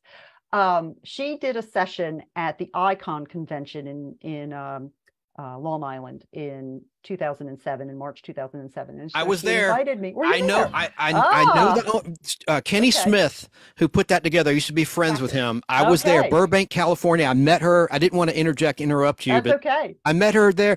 A lot of good talents were there. Yeah. Lee Majors was supposed to be there. But we won't go there. There was a cancellation. But she was there. Arlene Martell. Were you there too? You're saying? I was in the New York when the Icon was in New York. It was in they did one in New York. I met her in Burbank in 07. Yeah. Anyway, and I went to the one in 06 in Tampa, Florida. Go ahead. And so anyway, so she invited me to come as her special guest, and it was a wonderful experience to actually meet her. And she said to me, I was there with two of my friends, and she said, I'm giving a session in a little bit. I want you to come to my session and sit in the audience. And when I start talking about all the roles I did on Star Trek and Hogan's Heroes and the Monkees and so forth, she says, when I'm all finished and I take questions from the audience, I'd like you to raise your hand and ask what was it like to work with Bob Crane, because she wanted to tell the audience what she liked of him, what she thought of working with him, which she liked working with him very much. And so anyway, so her session comes and she does her session and so forth, and then she opens up the question and answer section of her session. And and it wasn't packed in there, but there were quite a few people. And so some people were raising their hands and they were asking her about working with William Shatner and so forth. And few people were asking questions, and it's winding down. And she says, well, does anybody have any more questions? And I'm sitting there going like, shrinking more and more in my seat because I'm getting this huge attack of stage fright. And she goes, anyone. And she's looking around the room, but coming back to me. And my friend is nudging me, saying, come on, raise your hand, raise your hand. And I'm just kind of shrinking lower and lower. And she goes, anyone. And she's coming right at me. And so finally she wraps it up. And I never asked the question. And boy, was she miffed at me. But what I will say is, since then, I have certainly gotten over that. And I like to say to Arlene, hey, I got over that stage fright here because now I do presentations regularly. I go out to Liberty Aviation Museum in Port Clinton, Ohio, which is the official home of the Hogan's Heroes props and uniforms, costumes display. I'll be there again in July 15th and 16th. I give presentations there. I've given presentations at the Mid-Atlantic Nostalgia Convention in Hunt Valley, Maryland. And it's been great to be able to get up in front of people and talk to people about Bob Crane, about Hogan's Heroes, and answer questions, because it is, there's so much that, gets glossed over. And I think Linda was being generous when she says we're in like the top 3 or 5 in a Google search, but we're really not, because unfortunately, all of the murder and the scandal and all of that rises to the top. And we're in the mix, but we're not up at the top. And it's a shame. Have you ever worked the Chiller convention? No, my publisher has. He does a lot of stuff with Isn't that out of New Jersey? Aren't you in New Jersey? Yeah, but this is not. My publisher is out of Massachusetts, and he wrote Kane Hodder's biography. And he does from Friday the 13th. And so he does a lot of those Chiller conventions and so forth. I guess it would be a fit, kind of a dumb question. I just thought I'd ask, because sometimes they have guests that are not necessarily horror oriented. Yeah. I mean, with the murder, you can get into some of that, but, it becomes more of a, I don't want it to be a horror. Absolutely not. That's reality. That's tough. Well, where can people find your great book, Bob Crane, The Definitive Biography? Sure. Just go. You can find it on Amazon, Barnes and Noble. But if you go to our website, voteforbobcrane.org, you will find, the books. The book is right there. You'll see, where you can purchase the book right on our website. We don't sell it through our website, but we have the links to our publisher and to Amazon and to Barnes and Noble. And, our author profits, we are either donating those to charity, or we have an account where we just go and, use some of the money to continue to do the special projects that we do, like the podcasts and being able to travel to these different places to give the presentations and talk with people and so forth. So we're not making money on the book. It's either going to charity or going back into our efforts.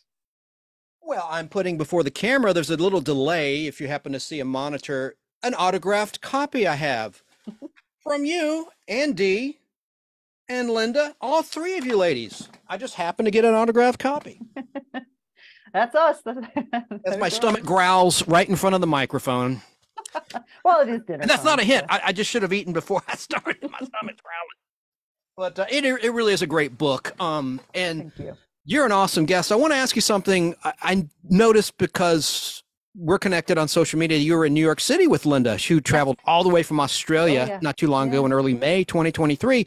And you went to a taping at the Ed Sullivan Theater. Yes, we did. Of a late night talk show. It's one I don't watch. I won't go there, but I'm wondering, who were the guests? Who were the guests that Steve Colbert of the CBS Late Show interviewed that night that you're taping? It was the fellow from Jury Duty, and his name is escaping me right now, and I can't remember. Okay. So it was him, and then Nicolas Cage was someone that was billed for that night, but he had actually been interviewed a few weeks prior, and they spliced his interview. He did the Colbert questions, so that was actually spliced in. We didn't see that part. And then there was a musician who was there, and actually I'm blanking on it right now. I didn't mean to put you on the spot. I should have asked in advance. No, it was good, but it was great fun. The experience of seeing a live taping like that, it's from a production standpoint, my nephew's going to college for film production, television production, and I actually can't wait to have him come back up to New York so we can do another live taping, either maybe Jimmy Fallon, or I have to wait 6 months for Colbert because they have a 6-month blackout after you've been, because the tickets are free. And there's a writer's strike as we're live, and right now there's the writer's strike, and but from purely a production standpoint and being in the Ed Sullivan Theater, it's just magical because there's so much history there. The Beatles performed there for the first time, so it's you just kind of just take it all in and embrace that, because it's fun because you're seeing a live taping, but it's also historic, and you're able to be in that same space as so many who have been in there. I'm a big fan of David Letterman, especially in the NBC days, and I've always wanted. That's so cool. I've always wanted. I've been to New York City, but I've never been to the Ed Sullivan Theater. That's a great experience. It was cool. It was very, very cool. Do you see Linda very often? Every so many years, do you get together? Oh gosh, the last time I had seen her was in 2006 when I went to Australia, and I was there for a little under 2 weeks. Stayed with Linda for a couple of nights, but that was the last time I had seen her since this trip here, when she came over, because of course she has friends and family in Massachusetts. So she came down this way, and I took the train up to New York, and we spent the day together. We didn't have nearly enough time, technology now brings us all together remotely. And if, with COVID being what it was, as awful as it did open up our world to be able to communicate and be with each other from great distances, whereas before it was much harder to do that. So thankfully we do get on Zoom, very, very regularly to talk and, go over different projects that we're working on and so forth. But yeah, it had been quite a long time since I had seen Linda then. And then when we, saw each other again, it was pretty cool. Look like fun. Folks, go to votefourbobcrane.org and look at all of the media appearances on radio and television that these ladies have done. Talking about Linda Groundwater, and who's on camera right here, Carol M. Ford. Really good stuff. Vote number 4, bobcrane.org. You can order the book there. You can look at their archives. It's fascinating stuff. I wanted to ask you, Carol, how did you discover this little show, The Nostalgic Pod Blast? Because I'm so grateful for this opportunity to interview you and Linda. And you approached me. How did you find me? Were you just searching for general nostalgic type? Yeah, I just searched for Nostalgia Podcast in Facebook search, and you came up. And I think you were coming up anyway because of my connection with the Nostalgia Convention, the Mid-Atlantic Nostalgia Convention, and other nostalgia things that I had connected to on Facebook. So it came up pretty quickly, and yeah, you were there. I'm grateful for this time. I thank you very much. I'm going to play in a little bit for any listeners or viewers some clips of Bob Crane in his own words from the 1970s and an appearance he did on Tattletales, a little bit of that. I can't bring you the video for a variety of reasons, mainly copyright, but I can play the audio, which I will do later when I take a break. And I have an appearance of Bob Crane on the Danny Kaye Show from January 19th, 1966. It's a wonderful piece of audio. And then I have an interview when Bob Crane was promoting a Disney movie from January 1974, Super Dad's what it's called, an interview with Bob Crane. And then a little piece of Bob Crane on the Love Boat, 1970. And in your book, Isaac, the bartender on the Love Boat, played by Ted Lange. I always mispronounce it. Not Ted Lang. You think it'd be Lang. It's Ted Lange, isn't it? Yeah. And he would actually directed a lot of television shows like sure The did. Fall Guy. I have them all on 16 millimeter film, every episode of that show, including the ones he Yes. directed. But he had nice things to say about Bob Crane. Oh, he sure did. in your Yes, book. absolutely. The Love Boat is one of those things that people look at because it aired so soon, and it was filmed and it aired so soon before Bob was murdered. And so Bob was looking to get more into dramatic acting. He had taken a course taught by Stella Adler back in the early 60s. He was really stretching to, hone his acting skills. He was very good at comedy, but he was trying to do more in the dramatic arena. It was not the easiest thing for him. And when he did the Love Boat episode, he has to cry. There's a scene where his estranged daughter is, doesn't want anything more to do with him. And he's very upset by that. And he has to kind of get in there and do some method acting and do what he needs to do to bring those tears to the surface. Technique or what have you. That's the last thing he did in terms of International Movie Database was that Love Boat. That's right. By the way, that's streaming on Paramount Plus if you want to look it up. And I think it's in season 1. Yep, season 1, episode 13 of the Love Boat is Bob Crane's episode. He, when he did that scene, he was thinking about his impending divorce, his separation from Patty at the time. It was upsetting to him. He was looking to better himself at that time. So when he pulls those tears, when he gets that emotion, when he's crying, that is what he's thinking of. And that was told to us by his daughter. He is remembered for that scene, not for being, wow, look at how well he acted. He is remembered for that scene as, oh my gosh, he's crying. It's just before his murder. It's so depressing. I can't even watch it. And instead he's acting. He's acting. When he was done filming and the cameras stopped rolling, he was just his normal self.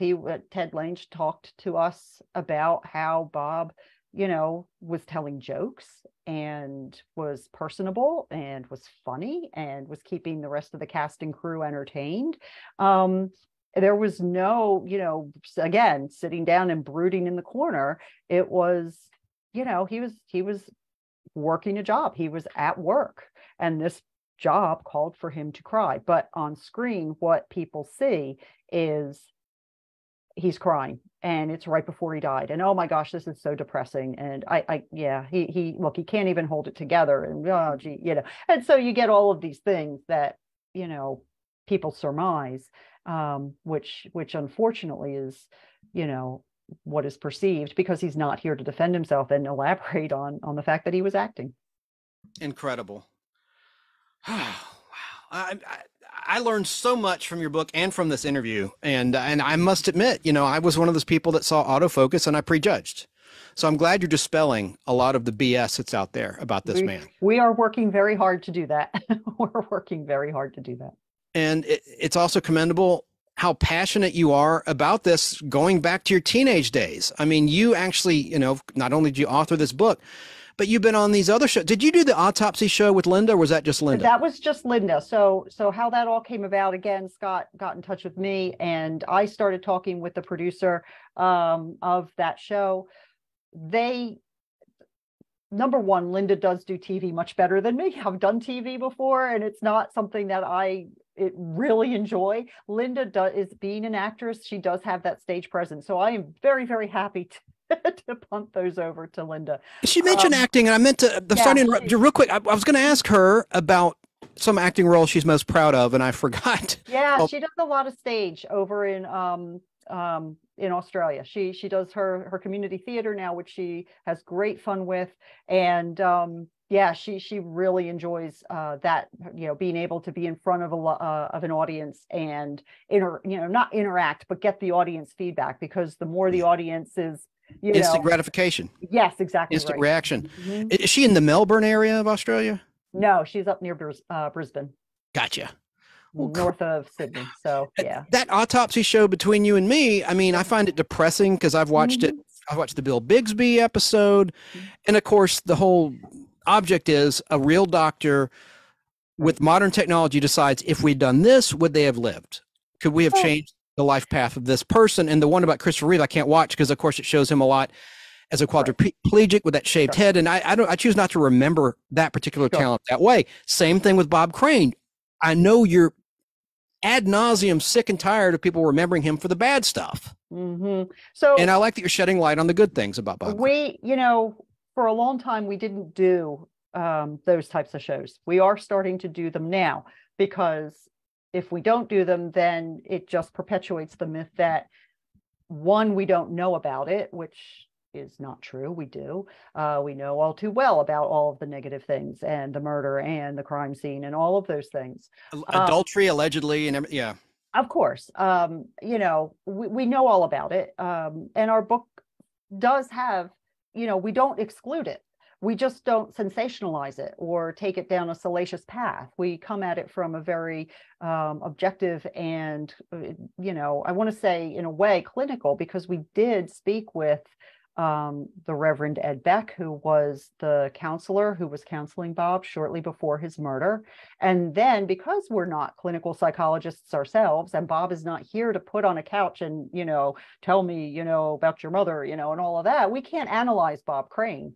But we did talk with 4 experts in the field of sexual addiction, so that, not that we're saying any one of those, you know, people's analysis of Bob based on what we gave to them. We opened up our files to them and said, here's what we have. And each one offered, they theorized based on the information we gave them, what Bob possibly could be thinking during the course of his life. That is to say, it's still speculation, but it gives you a little bit more of an understanding that Linda and I don't have, because we're not clinical psychologists. We're not psychiatrists.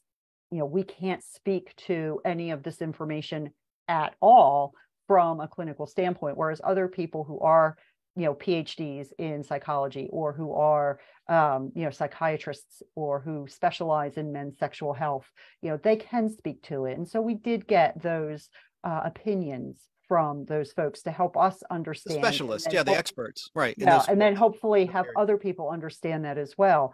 As for doing shows like Reels, you know, it's important. It's important to do it, because if you don't do it, then, you know, you get left out of the mix. And even though the shows, you know, do focus heavily on, oh, you know, the sex and and here's all the film and the pornography and you know, it, and then of course the murder, and then the murder scene, and then the, you know, it does weigh on you. It is what is of interest. People today, you know, true crime is big business. Oh yeah, sex sells too. Yeah, sex and murder sell. But today, I mean, my goodness, all of the shows that are out there today on, you know, true crime, you can't surf through Netflix, Amazon Prime, you know, Investigation Discovery. You know, they it's just you know. It's just a plethora of whole networks about it, stuff. Over the air or otherwise. Yes, absolutely. And so to be able to do those types of shows and at least get your voice heard, that there is this other perspective, is important. Linda did a fantastic job on Autopsy, The Last Hours of, and in defense of that show, that is a show that is coming at it from the standpoint of a clinical, medical, forensic place. It's not, you know, right. You know, it's not as salacious as some of the others. They do try to keep that in the parameter of science and forensics medicine. And so forth. And I agree. I'm just saying a couple of them I found depressing. Oh yeah, because of the facts, not because it was sensational or incorrect. Absolutely. Well, this has just been great. I guess you probably have to relieve yourself. I know I do. TMI, TMI. But I thank you so much for your time. Would you come back to do another Pod Blast after I've completed reading your excellent book? Oh, sure. Linda and I are always happy to come on. And, both of you, yes. It's an invite to both of you. Yeah. We would love to. Indeed, too. We love doing these. We love, as you can tell, talking about Bob, Hogan's Heroes, Bob's work at radio, all of those things. We are very happy to come on and talk and answer questions because we do want to, make sure people know what we know. That is very important to us. It's important to the people who knew and loved Bob. It's important to his family members who we have come to know and love. It's a very important thing that we're doing. We're honored to do it. We're humbled to do it. We are. We very, very humbly stand up for Bob and speak for him, since he is not here to do that for himself. And so we're always happy to talk. Very well stated. Very well stated. Thank you, Carol M. Ford, for your time. I'm going to keep going talking about Bob Crane and Hogan's Heroes in a little while. I wish you all the best, and thanks for reaching out to the Nostalgic Pod Blast. I'm honored. Thank you so much, Tansy. You have a good day. You too. Bye now. Wow. I learned a lot, and Bob Crane, I am going to play the trailer for that autofocus movie. And I think I saw that. I did see that in the theater with a buddy of mine, but there's so many inaccuracies, as you just heard from the experts who've done the research for decades, many, many years. And what I've read of the book, I haven't quite finished it because, like I said, it's about 644 pages long, but I read a lot of it. But I will have them back on later on after I've completed reading the book. I want to read you now to some facts about Hogan's Heroes. This is just a paragraph, so don't tune out just yet. Now that the guests are gone, just some facts about Hogan's Heroes from my TV Bible, easy for me to say. This is the complete directory to primetime network TV shows. This is the 1988 edition. I need to get an updated one. I don't know if they publish many more beyond the 1990s, but it's a great alphabetical listing of television shows by the authors Tim Brooks and Earl Marsh. And here's what they said about Hogan's Heroes. I already mentioned this. I won't rehash too much, but you probably missed the very beginning of the show where I mentioned that Hogan's Heroes debuted on CBS on September 17th, 1965. It was last telecast on CBS in primetime on the 4th of July, 1971. It was a victim of The Purge. And a comedian, Jim Gossett Comedy, informed me, I didn't realize that it was Fred Silverman who was responsible for the purge of all the rural shows when All in the Family came out. And it's important for a network executive to have a pulse on what the public want. And I think he thought people were tired of these old hat shows. They wanted things more controversial that tackled current issues in the news and the like. So I'm not placing blame. It's just a fact that Fred Silverman did lower the boom on the Beverly Hillbillies, Green Acres, Hogan's Heroes, which wasn't a rural show, but it was, I guess, he considered an old hat show, and many other popular programs, even though they were still faring well in the ratings. And yes, the Beverly Hillbillies had fallen from being #1 for many, many years, including its first season in the Nielsen ratings, but it still was holding its own. Like Star Trek, I don't think it ever got out of 57th place in the Nielsen ratings ever. But Hogan's Heroes, of course, it starred Bob Crane as Colonel Robert Hogan, Werner Klemper, I can't pronounce his name, as Colonel Klink with the monocle. And he did a Lost in Space episode, a black and white episode, just before production began on the pilot of Hogan's Heroes. He was, what was that episode? All that glitters, I believe. All that glisters or all that glitters. I think it's all that glitters. And he played a space cop in that episode. And then, of course, the ladies mentioned both of them. John Banner, who played Schultz. I know nothing. That's a terrible impression. Robert Clary, he was in the cast. Richard Dawson, you know that, as Newkirk. Ivan Dixon, African-American actor, great actor. He was in guest spots in The Fugitive shortly before, and other shows shortly before Hogan's Heroes began and was picked up by CBS. He was in an awesome Fugitive episode. I have a Fugitive story to tell later, in a Fugitive clip, or a clip of music from The Fugitive that was cut from the DVD and releases in syndication to this day. But Dark Corner. No, not Dark Corner. What was the episode? Escape to Black. That was an episode where Kimball, I'm digressing here. He gets amnesia in an explosion, forgets who he is. And Ivan Dixon played a doctor who discovers who he is and thinks he's guilty and wants to turn him into the police, and in fact does. But anyway, Ivan Dixon is a very accomplished actor. Kenneth Washington, Larry Hovis, who was also previously as a regular in Gomer Pyle USMC in the first season, the only one in black and white of that program. He jumped ship to join the cast of Hogan's Heroes. Cynthia Lynn.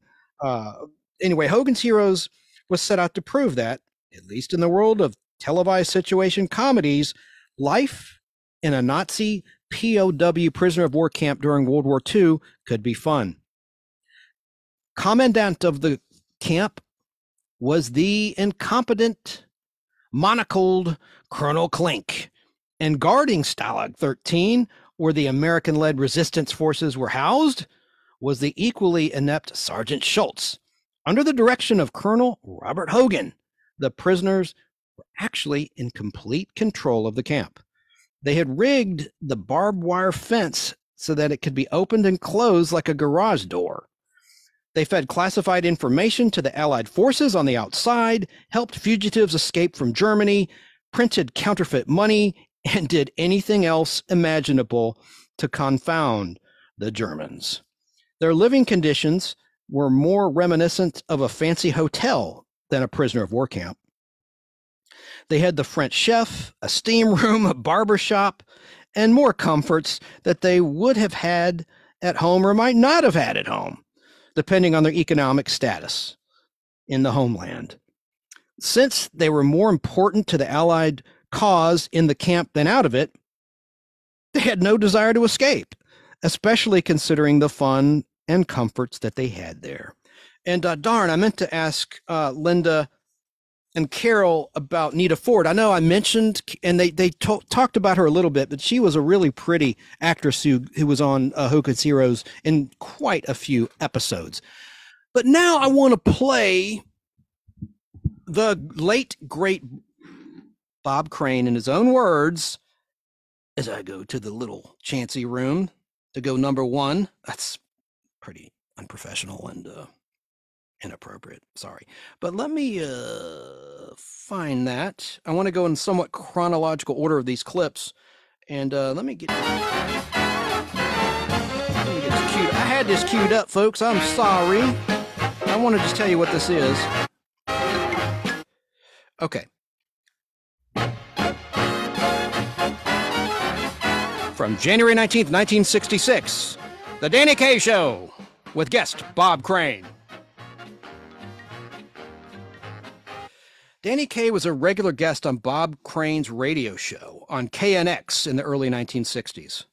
This, by the way, this clip you can find on YouTube on Bob Crane Life and Legacy. That's the name of the YouTube channel, Bob Crane Life and Legacy. Thank you to them for use of this clip.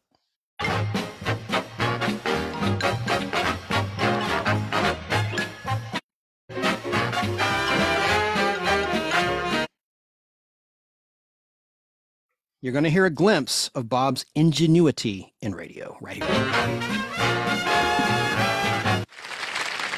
To Americans from coast to coast, Bob Crane is Colonel Hogan of Hogan's Heroes.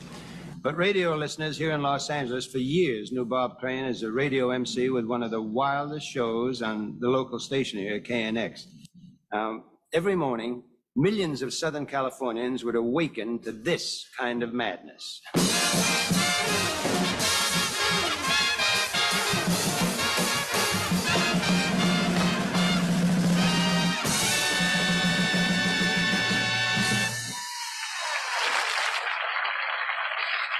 You know, that can only be one special brand of nut.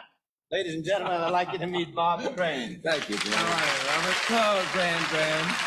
Delighted to have you here. Oh, boy. You did all that early in the morning, every morning? 16 years, Danny. 6 to 10 every day. Oh, dear. You know, I would imagine when you do a show for that long, you run into some strange experiences, I would think, huh? Well, I've gotten a lot of complaints about my drumming, Danny, and some of my guests, like you. Oh, listen, Bob, you know what I wish you'd do? I wish you'd tell him the story about the flies. Yeah. Now, ladies and gentlemen, this sounds like a put-on, but it's an absolutely true story. Well, it's something that we all have in Southern California. We have problems with flies because of barbecuing, outdoor living. Yeah. So I decided to do something about it, and I got on my radio show one day, and I said, if each person in Los Angeles would kill 10 flies a day, that way we'd get rid of all the flies. Everybody go out, kill flies. But to prove that you're really killing them, I asked the listeners to mail me the flies. Well, I got off the air that day, and the post office department called, and they said, you can't do this. It's against the law, disease flies, and having the people mail them, you can't do it. And I said, well, if it's against the law, what about if you boil them first? And a post office department said, what do you mean, boil? I said, or quick freeze them, sterilize them. And the post office department said, well, there's no law. They looked through the book quick. There's no law against mailing sterilized flies. Were you talking to a post office official? I was talking to the postmaster. I go right to the top. I don't mess around. Anyway, the postmaster said there is no law in the book against mailing sterilized flies. The only thing is your listeners are going to have to get an affidavit from the Bureau of Etymology in Washington saying the flies they are mailing are sterilized. So I quickly said to the postmaster, how do they get the flies to Washington to get the affidavit? And he says, they mail them.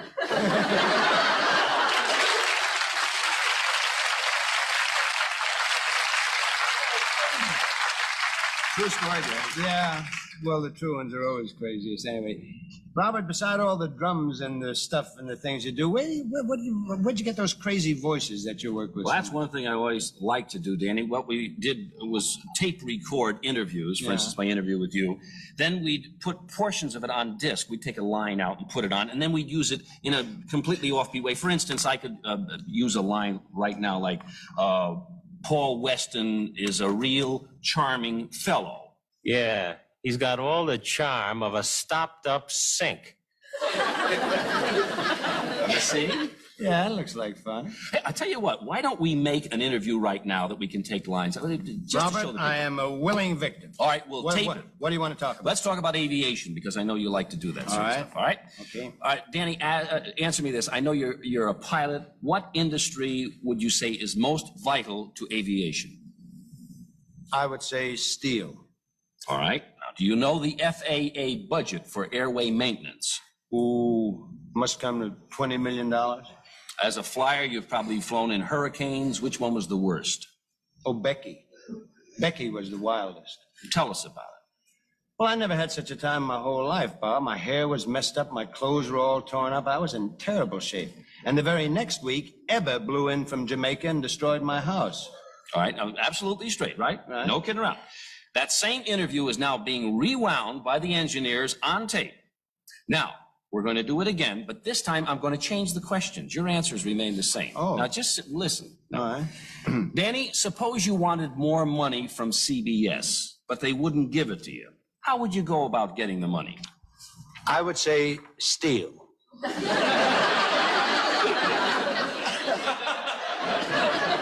Have you stolen a lot of money from CBS? Oh, it must come to $20 million. I understand that your office Christmas party was quite a thing this year. Did you personally remember anything from the party? Becky. What happened when you took Becky home? I never had such a time in my whole life. My hair was all messed up. My clothes were torn. I was in terrible shape. The very next week, Ebba blew in from Jamaica and destroyed my house.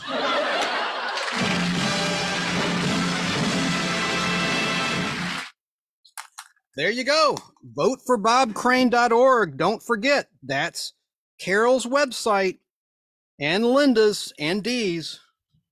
It's a team effort on their part. So now I want to play a little bit. Again, I want to go in chronological order, just a couple more clips, and then I have some other topics beyond Bob Crane, the great late Bob Crane.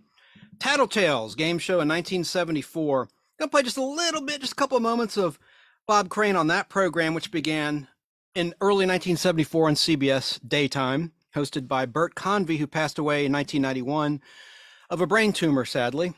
And he was known as an actor and a musician before he was a game show host on Tattletales and later Super Password. and many other game shows. My wonderful game show people know. He's done many game shows that aren't so well known.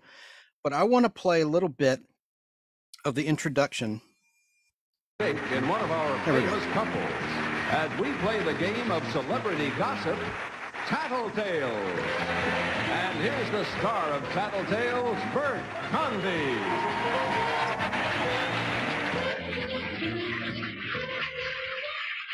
Just going to play the introduction in the first few moments. Hello, everybody. Welcome to Tattletales. Thank you for tuning in. It's nice to have you with us. We have a terrific group here today. Our studio audience is divided into 3 sections, as always, but today, something special. Today is an all-Tattletale Quickie day. Kind of different and some different scoring. I think you'll enjoy it. But first, let's meet our celebrity panel. Shall we do that? On my left, the blue section will have its money today. On the star of Hogan's Heroes, Mr. Bob Crane and his actress wife, Pat.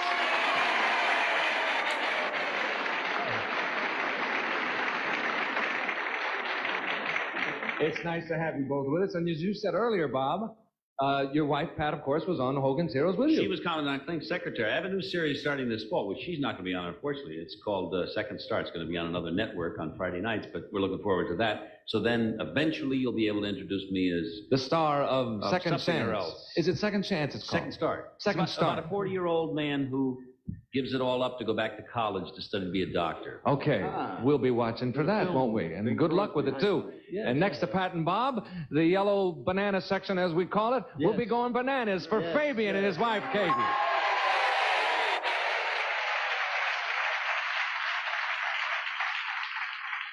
And I was just taking a peek backstage. You've got some terrific stuff coming up, too, and we'll talk about that. Can we do that? Fine. Next to Katie and Fabian is Dr. Charles Rosewall and his wife, actress, star of Marcus Welby, Elena Verdugo.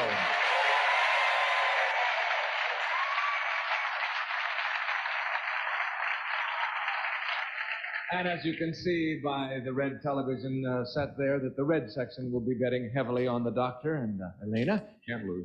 We wish you all luck today. I didn't hear you. What did you say that? I just said they couldn't lose. Oh, couldn't lose. Okay. Well, we'll find out about that, won't we? Now, as I said, we have different scoring today. We have each question is worth $150 instead of the old way. So there's $150 in a pot. Whoever gets a question right will get $150 if they're the only one, and otherwise it's shared all the way down the line. Is that perfectly clear to you? Explain it to me, will you? Because I have no idea what I said.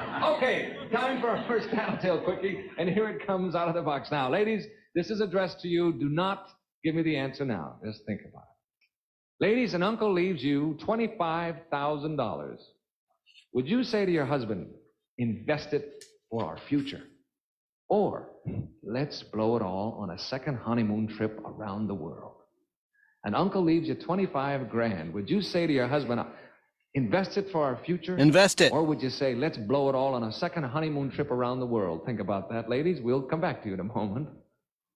Oh, I couldn't read a thing by their faces.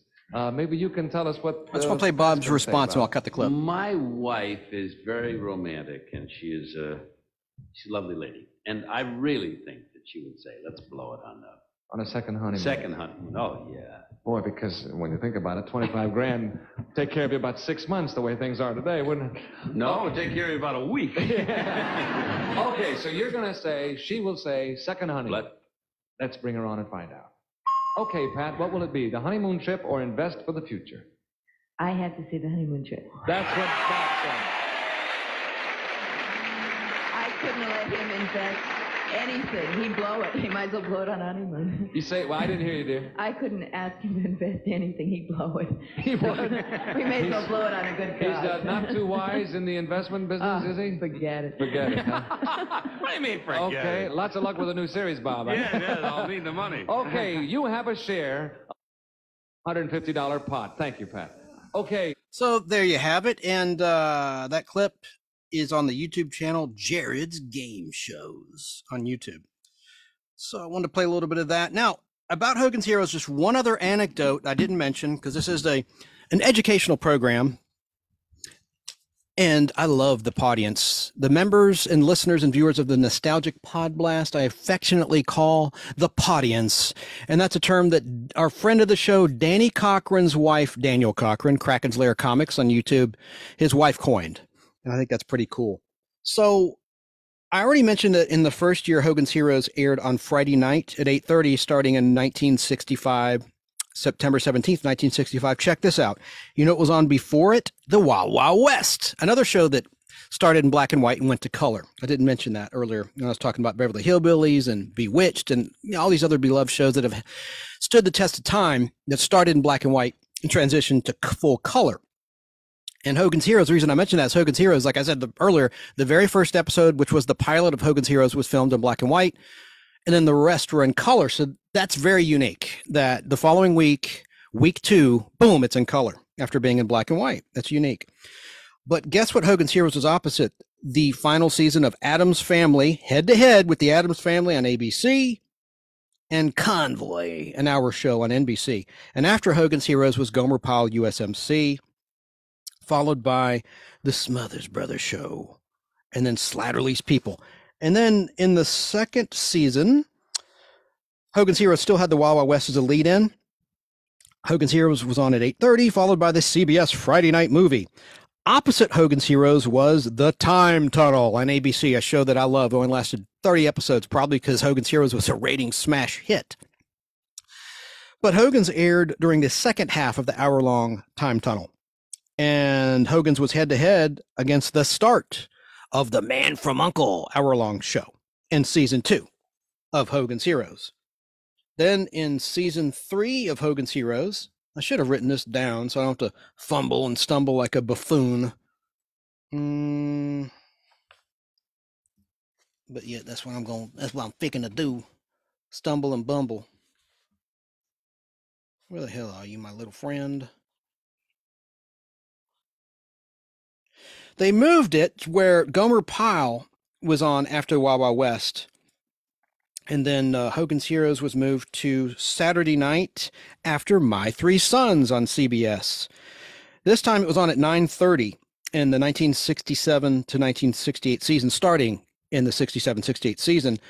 So you had the Jackie Gleason show on CBS, hour-long variety show, then My Three Sons, then Hogan's Heroes, then Petticoat Junction, then Mannix. Now, Hogan's Heroes was opposite the Lawrence Welk show, second half of the Lawrence Welk show on ABC, and the start of the NBC Saturday Night Movie, so it fared well against those shows. Hogan's Heroes was still on Saturday night in 1968, still after My Three Sons, still preceding that after the Jackie Gleason show, then My Three Sons and Hogan's Heroes, then Petticoat Junction, then Mannix. And it was opposite the second half of the Lawrence Welk show like it was in 1967 and the NBC Saturday Night Movie beginning of it. So that was the same, remained the same that season. And then Hogan's Heroes moved to Friday nights at 8:30 for the fall of 1969. Now this time you had Get Smart on CBS and then a show called Good Guys, then Hogan's Heroes, then the CBS Friday Night Movie. And in 1969, the fall of 69 to 1970 season, Hogan's Heroes was opposite Mr. Deeds Goes to Town, a half-hour show on ABC, and Name of the Game, an hour-long show on NBC. And it kicked those shows' butts in that time slot. Now, they moved it again. Let me find it real fast, quick.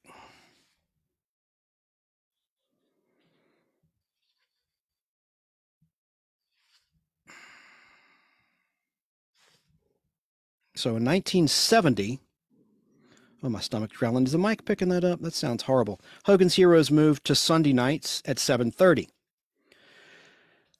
In that time slot, it was opposite the second half of an hour-long show on ABC called The Young Rebels and the start of The Wonderful World of Disney on NBC. Before Hogan's Heroes was Lassie, and after was the Ed Sullivan Show, and then the Glenn Campbell Good Time Hour, and then the Tim Conway Comedy Hour. That's when prime time was like 4 hours. It started at 7 o'clock, not 8 o'clock, back in the day. So that was the final season of Hogan's Heroes on the schedule. It lasted 6 seasons, as I mentioned at the top of the show.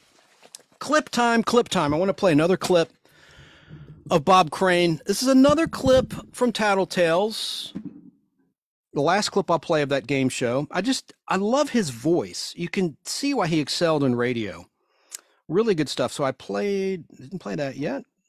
Let me do one little thing here and find, yep, here it is right here. I'll make sure I don't duplicate. This is from 1974 on Tattletales. This is, of course, a few years after Hogan's Heroes had ended. And this is from a recording from the Game Show channel from the year 2001. Long, long time. Oh, I got a text from somebody. Have a good show. Thank you. I'm live on the air as you text that. Probably doesn't want to be identified, so I won't. That's just a friend of mine. Let me get to this clip. That's an old bumper for the Game Show Network from 2001, A Space Odyssey.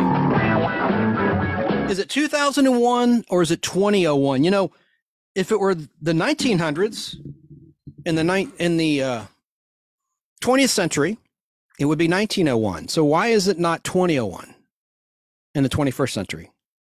I think it's because of that movie, 2001, A Space Odyssey. That's how we heard it presented in the trailers and in the media.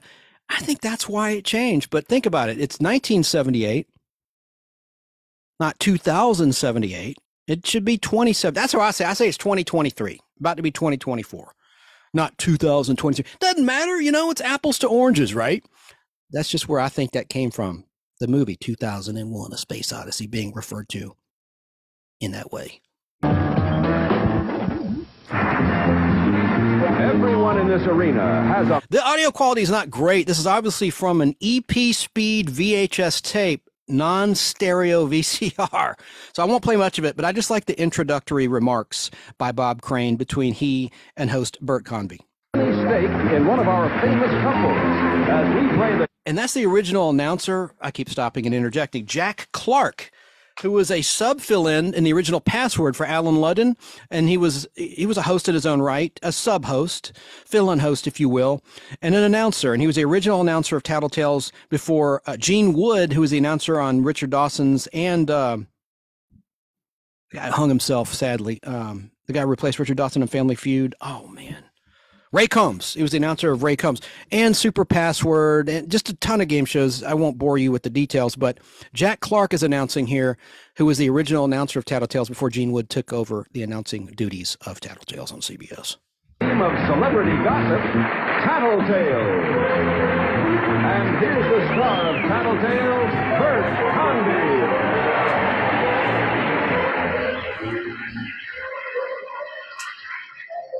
Hello, everybody. Welcome to Tattletales. Here we go. Today, Tattletale Quickies. Quickies all day long. We have a studio audience divided into 3 sections, ready to win some money. Let's meet our celebrity couples. Shall we do that? First, on my left, the blue section is rooting for the boy in blue, composer, writer, singer Fabian and his wife, Katie.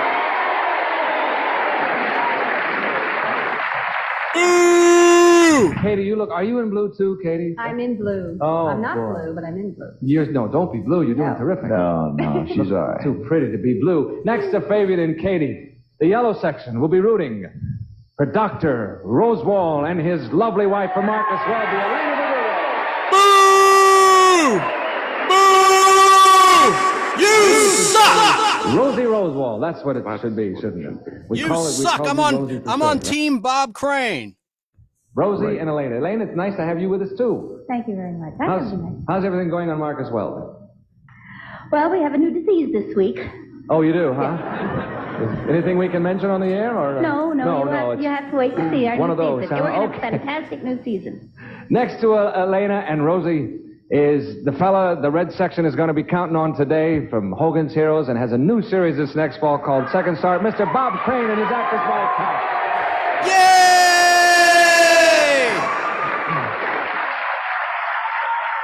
Okie dokie. Welcome, all of you. We're all ready to go. Quickies is the name of the game today. Each quickie is worth $150. Little different scoring system. We have $150 in the pot, and I'm reaching for the first quickie now. And here it comes. The question is directed to you, ladies. Don't give me the answer now. Let's say you have a college-age son. He comes home on his vacation with his girlfriend, and he wants to share his bedroom with her. Would you allow it? Let's say you have a college-age son. He comes home on vacation with his girlfriend, and he wants to share his bedroom with her. Would you allow it? Think about it, ladies. We'll return in a moment to find out. All right, now, for you and Katie, it's not going to happen at this very moment. No, we got a couple of years. But comes a day.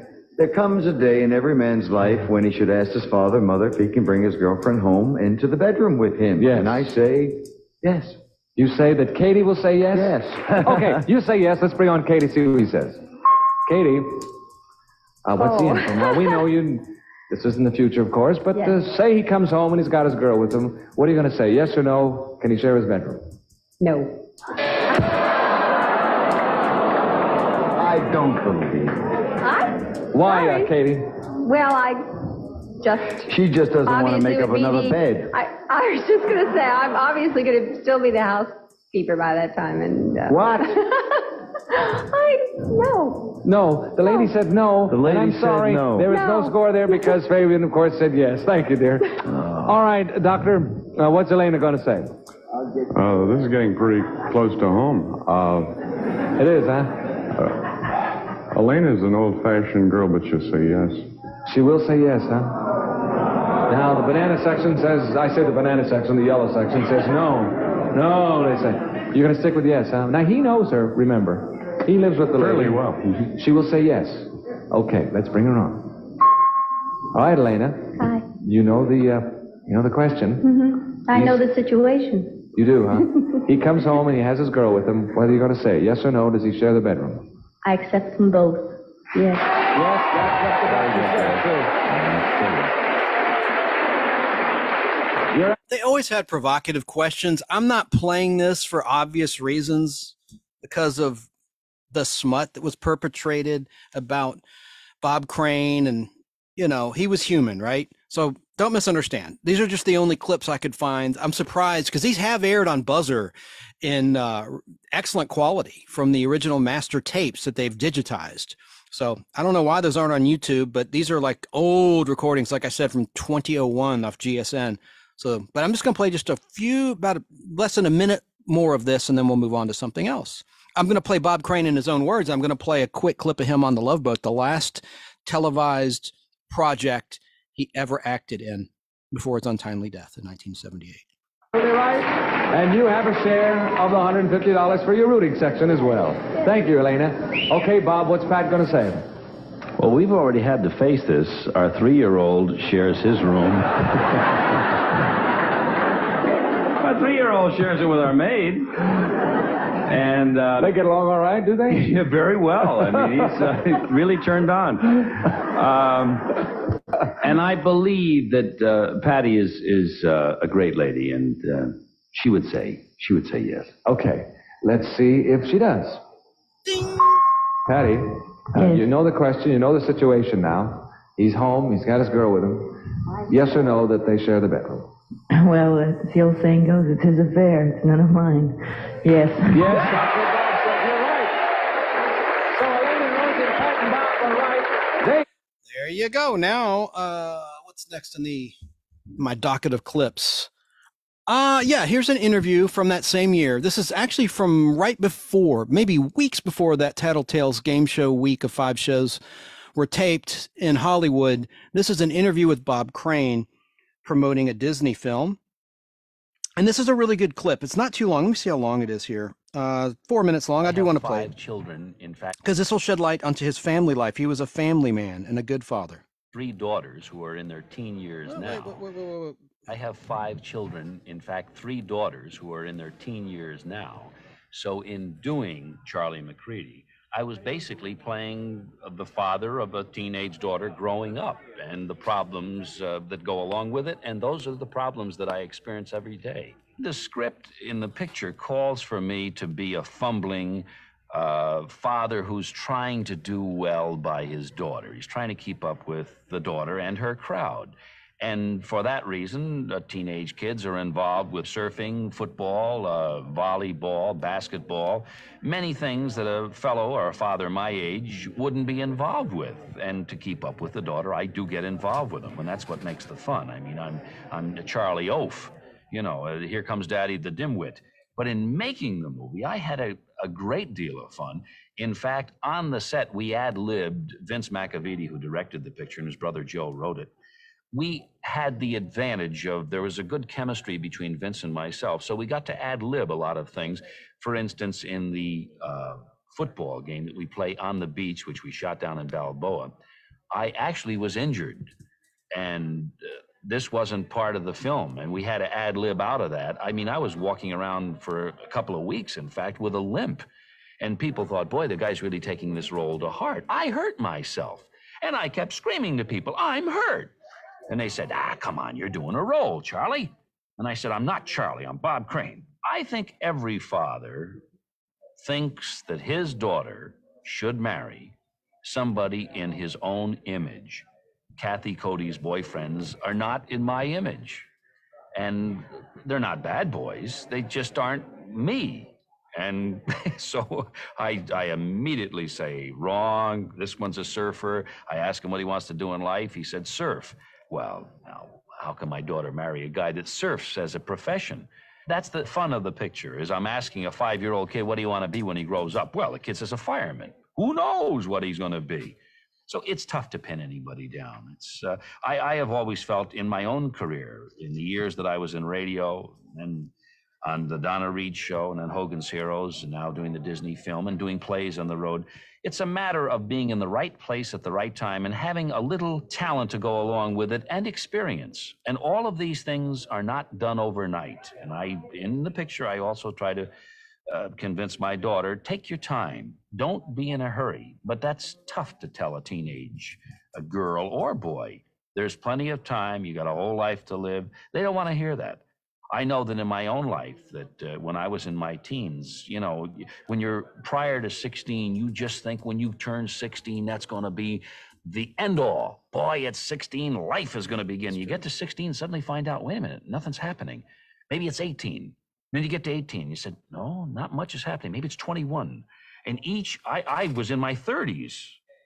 I was still doing radio, trying to be an actor, and I was thinking, when does it finally happen? When does somebody come along and say, you have now arrived as an adult, this is your career? This Disney picture is my first really starring role. I did one other motion picture that I was in a so-called co-starring role with Elke Summer called The Wicked Dreams of Paula Schultz, which hasn't even made it to television yet. Now, for a picture that's 5 or 6 years old, not having been on television yet, it wasn't that successful in the theaters. I don't know, they're holding it up as a jazz reissue, I think. Someday they're going to bring it out in a symposium. I imagine what pleasantly confirms stardom is recognition by the public everywhere, is that right?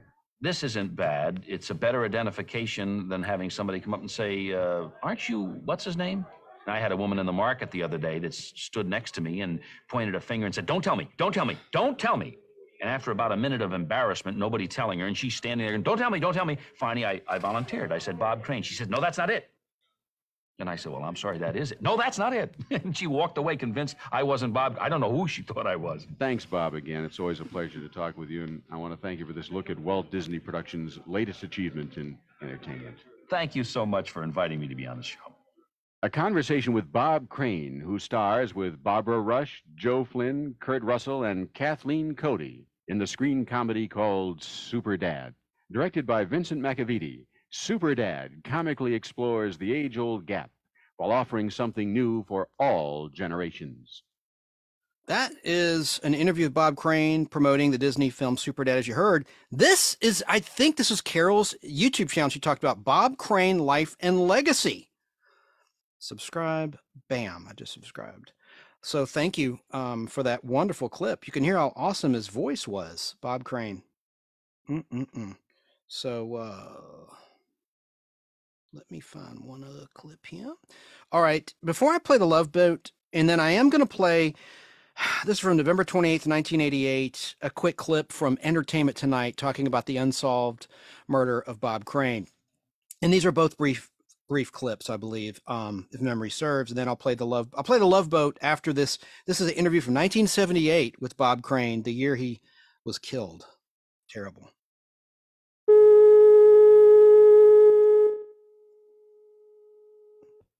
There we go. Bob, are you best known for your role in Hogan's Heroes? Yeah. It's in mono. I think most people identify Bob Crane with Hogan's Heroes, and thank goodness for that, because there are a lot of Bob C's in the business. I'm forever having people come up to say, "Hi, Mr. Conrad," or "Hi, Mr. Culp," or "Hi, Mr. Cummings," or "Hi, Mr. Crosby." I mean, there's an endless list of Bob C's in the business. So when you say, "I'm the guy that plays Hogan's Heroes," oh, that one, you know. So, no, I'm thankful for Hogan's. We did that for 6 years, and it was Hogan's that allowed me then to go out and do local theater. So actually, that role for 6 years, day after day, did not hinder you in seeking other roles. So you no, it hindered me in the sense that I don't do that much television or movies, because a lot of people assume, well, that's Colonel Hogan. You know, he does that sort of thing. For instance, if there's a military show, just recently Vince Edwards did a pilot for a new show where they're at an Air Force base north of California, where it's a training base for young pilots. And Vince was the star of it. And there was a question about me perhaps doing something in the show. And somebody said, "No, it'll look like Colonel Hogan is working at an Air Force base." And I said, "Really?" And they said, "Yeah, put you back in uniform, and it's Hogan, and you know." Sure. So I've never done anything in uniform outside of that. Bob, was it difficult for you personally after being on a series for so long? Once it was over, what was it like for you? Was it a difficult transition or adjustment? Not really. There's never a point where you say, "Gee, this is difficult." I love life. I'm an optimist. I'm the guy that always assumes no matter what's in that room, there's a pony hidden underneath all of that stuff. I am the original guy that says that there must be a pony in there. And so what happens when the show goes off, I got a lot of offers to do talk shows, because this is what I did in radio before I ever got into television. And I was known as a talk show host. So everybody said, "Okay, now you'll do a talk show." And I said, "No." And the years went on. And meantime, I'm doing my play. I started doing Beginner's Luck 7 years ago. We did The Windmill here about 5 years ago. And I was just rewriting the play at that point and adding a lot of things to it, taking out things. And the years go by. And never once do you say, "Gee, I'm disappointed because another series hasn't come along." Because I did do a series about 3 years ago for NBC called The Bob Crane Show. We wanted to call it The Dick Van Dyke Show, but that was already taken. But on that show, I played a 40-year-old guy that goes back to college to study to be a doctor. Unfortunately, the series didn't become a hit. It lasted 14 weeks and over. That was it. But then you go on and you keep doing the dinner theaters and you keep looking for another role on television. I did Love Boat recently. That's a funny show. Oh, yeah. And so you're never really disappointed. You always say, one of these days, I think hope springs eternal in an actor's life.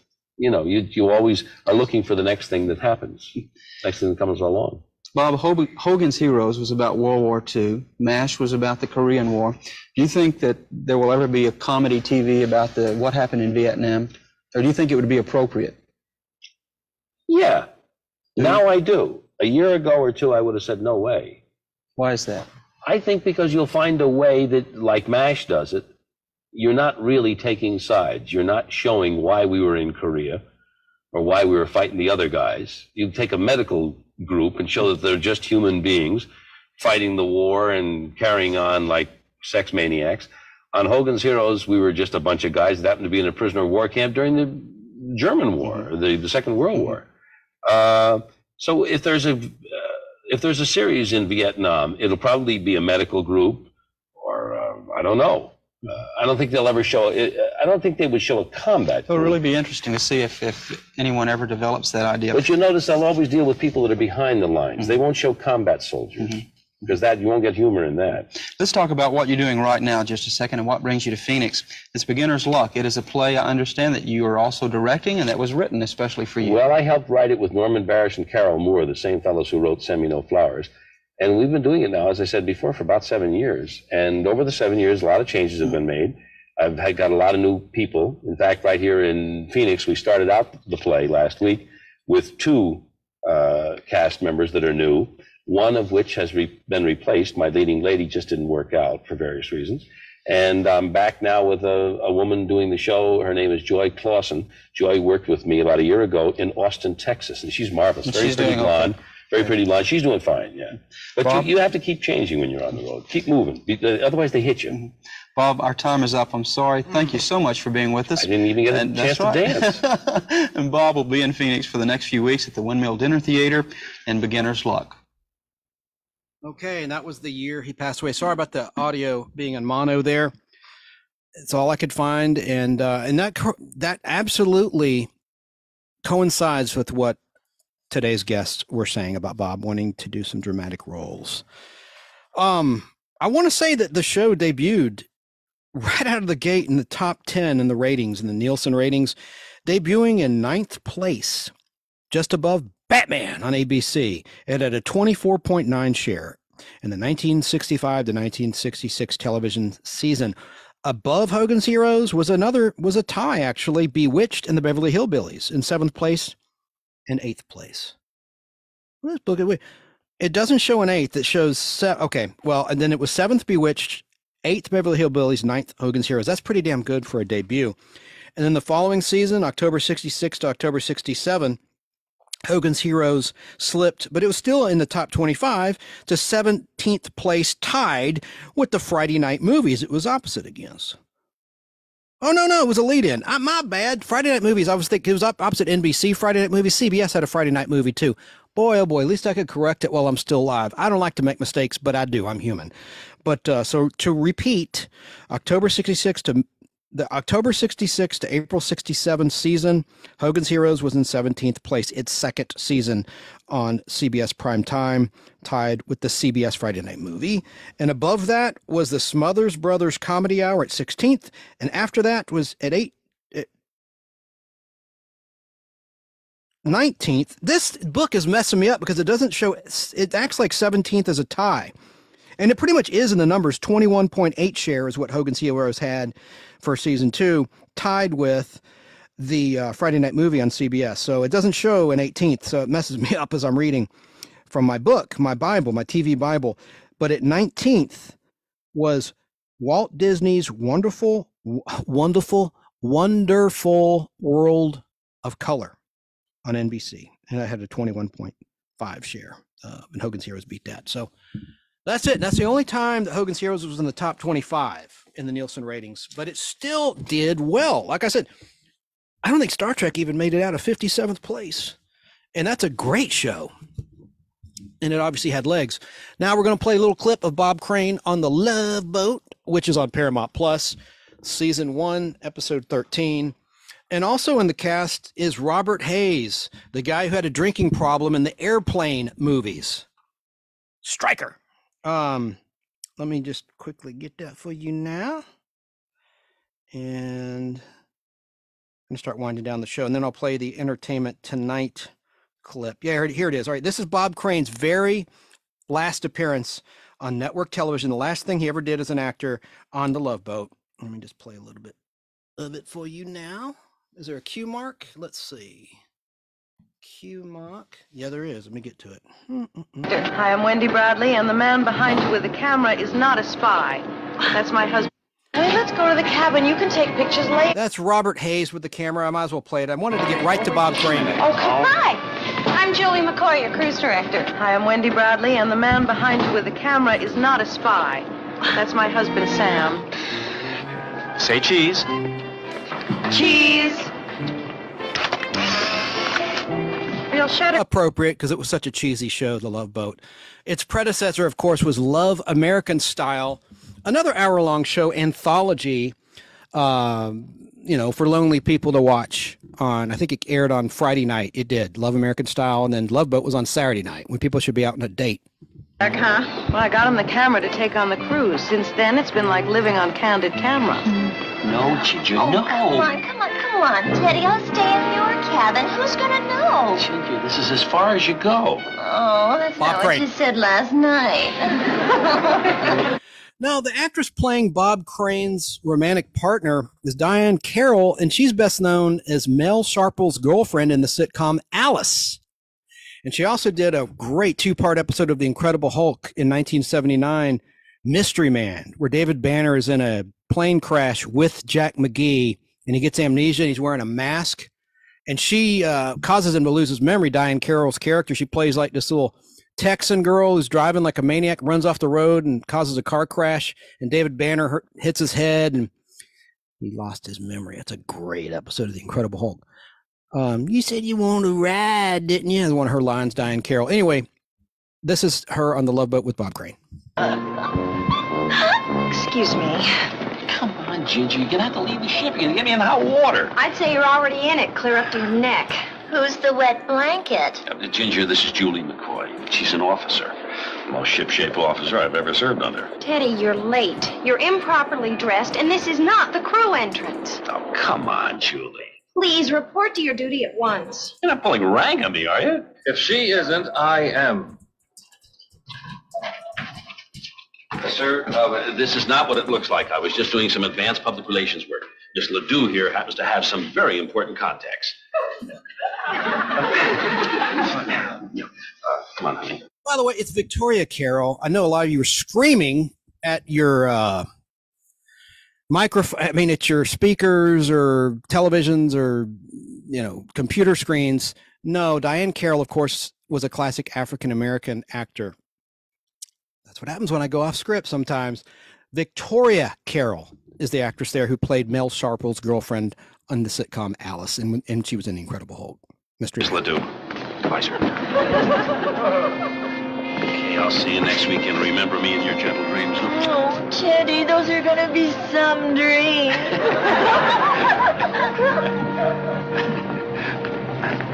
If we weren't sailing in a few minutes, I'd find a replacement for that man.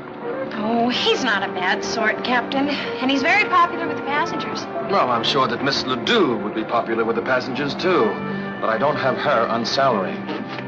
All right, that was kind of an appropriate clip talking about the great character of Bob Crane that's been besmirched over the years through sensational journalism and movies. And I'm going to play the clip for the trailer to Autofocus from 2002. But I want to quickly mention that before that Love Boat, Bob Crane appeared in the Hardy Boys' Nancy Drew Mystery Show.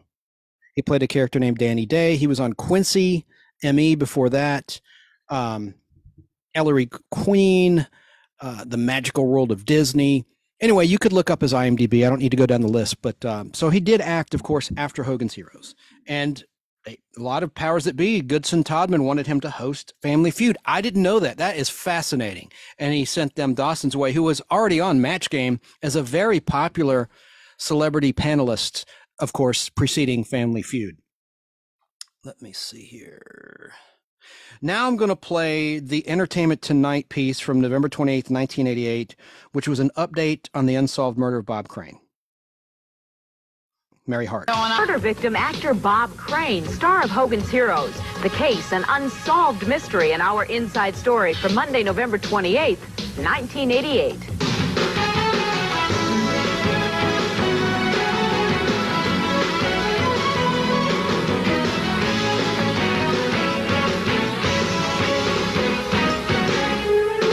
Hello, everyone. I'm John Tesh. And I'm Mary Hart. 10 years ago, when he was slain, Bob Crane was a popular Hollywood television star. Today, his murder is still unsolved and is one of Hollywood's major mysteries. Entertainment Tonight's special correspondent Pat O'Brien has the inside story. The person or persons who killed 49-year-old Bob Crane in the wee hours of June 29, 1978, walk freely. It was a particularly grisly crime, and police are no closer to solving the murder of one of America's most popular TV characters of the 1960s than they were 10 years ago. I'm always surprised that the police can't figure out a bloody murder, you know? I mean, that's their job, isn't it? This is a site, now condominiums, where Bob Crane was murdered at roughly 3 o'clock that morning. And what the police found inside the apartment not only shocked the show business world, but Bob Crane's fans as well. Whoever had it in for Crane, Scottsdale police think it had something to do with the vast array of video and photographic equipment, including a portable film lab found in his apartment.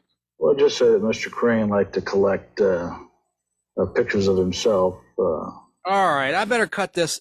And out of respect, I don't want to contradict myself and be part of the problem of perpetuating. I didn't pre-screen this clip, by the way. I thought it would have, be more interesting in terms of finding the killer. I don't want to aid and abet the character assassination of Bob Crane, so I'm gonna stop that clip out of respect. Now we're going to talk about, I could have transitioned and kept it going because I want to talk about the movie really briefly, Autofocus. Let me get that trailer queued up. And let you know it was a bigger bomb than I said with Linda and Carol a moment ago. Smile.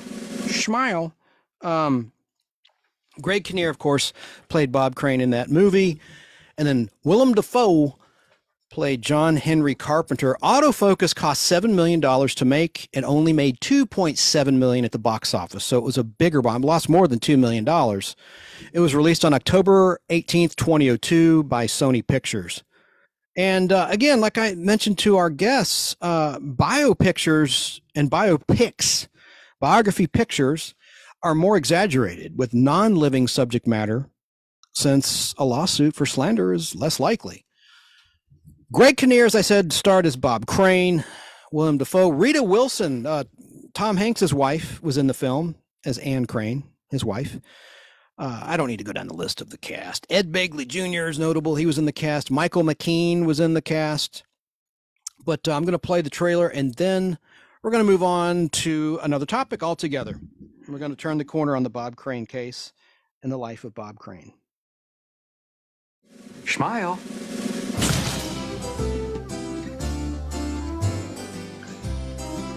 It's a critical time for me. I need something big. This could be what you're looking for.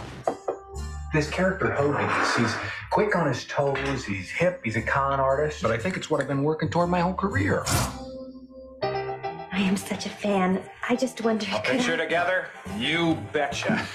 Smile. Photography's always been my thing. I'm Bob Crane. John Carpenter. If you like photography, you wouldn't believe this new equipment they sent me. It'll blow your mind. What will we do with it? Home movies. One of my clients is having a party up in the hills on Friday. Could be fun. Are you seeing another woman? Absolutely not. Oh, what's your secret? 3 words. Don't make waves. You're a fortunate man. Yes, I am. There could be a very serious conflict here between your lifestyle and your career. How many women are there? How many? Rita Wilson. Thinking about getting out. Well, we got a good thing going, Big Daddy. Why ruin it? Willem Dafoe. Of course, everyone knows this little tidbit about Rita Wilson. She guest starred on The Brady Bunch when she was a young woman. Bob Crane is a good guy. Bob Crane's a loser. I don't know about you guys. I got things to hide. Yeah. I want to restart my career. If I were to send you out again, I'd have to be able to tell people you're a new man. Well, tell them sex is normal. And snap. Snap it up, snap it up. It's good for you. I'm normal. Before it's too late.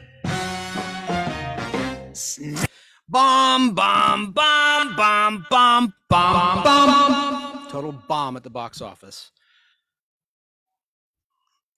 I already gave my respects, and we had a moment of silence for Bob Crane. So I'm just going to say, I hope they catch the killer. I hope the case with today's DNA and advancements with genealogy and hard science, I hope that the killer's brought to justice, or at least we learn who the killer was. The killer could be dead for all we know.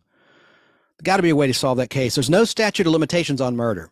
And I truly hope that that case is resolved. And thank goodness for film and video and cellulite, game shows and the like Tattletales and interviews. We can remember Bob Crane, and books, and great books like Bob Crane, the definitive biography, available at Amazon and on the website, voteforbobcrane.org. God, I hope I got that right. I'll review it. Let me see. Voteforbobcrane.org. Isn't that it? Number 4, by the way. Hang on. Let me make sure I got it right. It's very important. Yeah. Vote number 4, bobcrane.org. You can order the book right there. Item. I want to tip everyone off to a special deal I've been talking about for a while now. If you're here on the Nostalgic Pod Blast, chances are you dig nostalgia. Well, did you know there's a monthly magazine? It's all about nostalgia. It's called Remind Magazine, which is loaded with interesting articles, games, full-color puzzles, interviews with your favorite stars, past and present, mostly past, creators and personalities, and lots more. Remind Magazine offers fresh takes on popular entertainment from days gone by. Each issue has dozens of brain-teasing puzzles, trivia quizzes, classic comics, and monthly themed features from the 1950s to the 1990s. That's their specialty and their wheelhouse. The best part is it comes to you in the mail Old school, each and every month, like the good old days when you'd wait for your favorite magazine to arrive, like Sports Illustrated, Dynamite Magazine, Pizzazz, Hot Dog, National Geographic's World. I got those, some of those. Comic book subscriptions, Boys Life, you get the point. Well, Remind Magazine, it's not written for kids like those magazines were. It's written for adults while gently tapping your inner child. Your entire family will love it. And right now, there's a limited time introductory offer where you can receive Remind Magazine for only $1 per issue or $12 for an entire year. The regular cover price is $5 on the newsstand at, say, Barnes & Noble. It's $5. This offer gives it to you for $1. What can you buy for $1 anymore? Even the dollar stores are raising their prices and changing the names of their very stores to accommodate for inflation. The regular introductory subscription price is $2 per issue or $24 a year, which in itself is still reasonable. But $1 per month is an extremely hot deal. Just go to remindmagazine.com and act fast because this offer expires soon. That's remindmagazine.com or call Old School toll free 855-773-6463. That's 855-773-6463. And you can order right there over the phone or online with a Visa, MasterCard, American Express, or Discover. And their website is very secure. Please tell them that the Nostalgic Pod Blast sent you their way when you order. Again, 855-773-6463 to reach an order specialist, a friendly order specialist, or just go to their website, remindmagazine.com. And on camera is the current edition as we're live here in June 2023 with Ronald Reagan on the cover, who was mentioned in the interview with the ladies, talking about the National Radio Hall of Fame. And here in Georgia, there's a Georgia Radio Hall of Fame. And a lot of people deserve to be in there or not in there. And in Georgia, anyway, it's based on dollars, allegedly. It's all about the Benjamins and contributions and greasing wheels, and it's like being a politician, I guess. But there's the current edition. Look, and it's showing the edition I'm showing Ronald Reagan plugging Chesterfield cigarettes.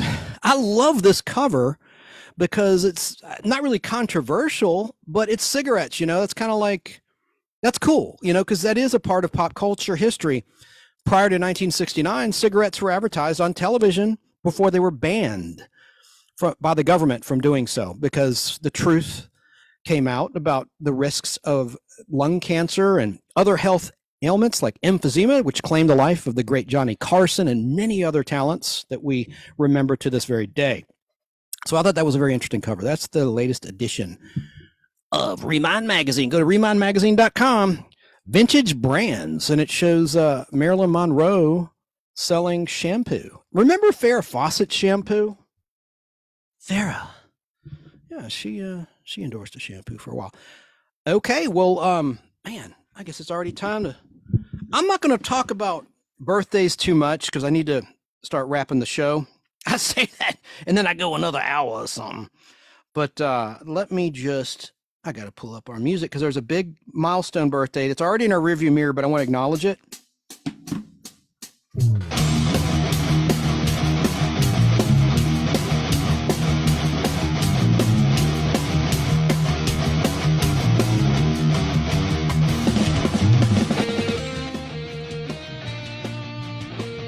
Jerry Mathers turned 75 recently. The Beef in Leave It to Beaver. He's 75. Can you believe it? Happy 75th birthday to Jerry Mathers, who we all know is the star of Leave It to Beaver, which began as a TV special titled It's a Small World.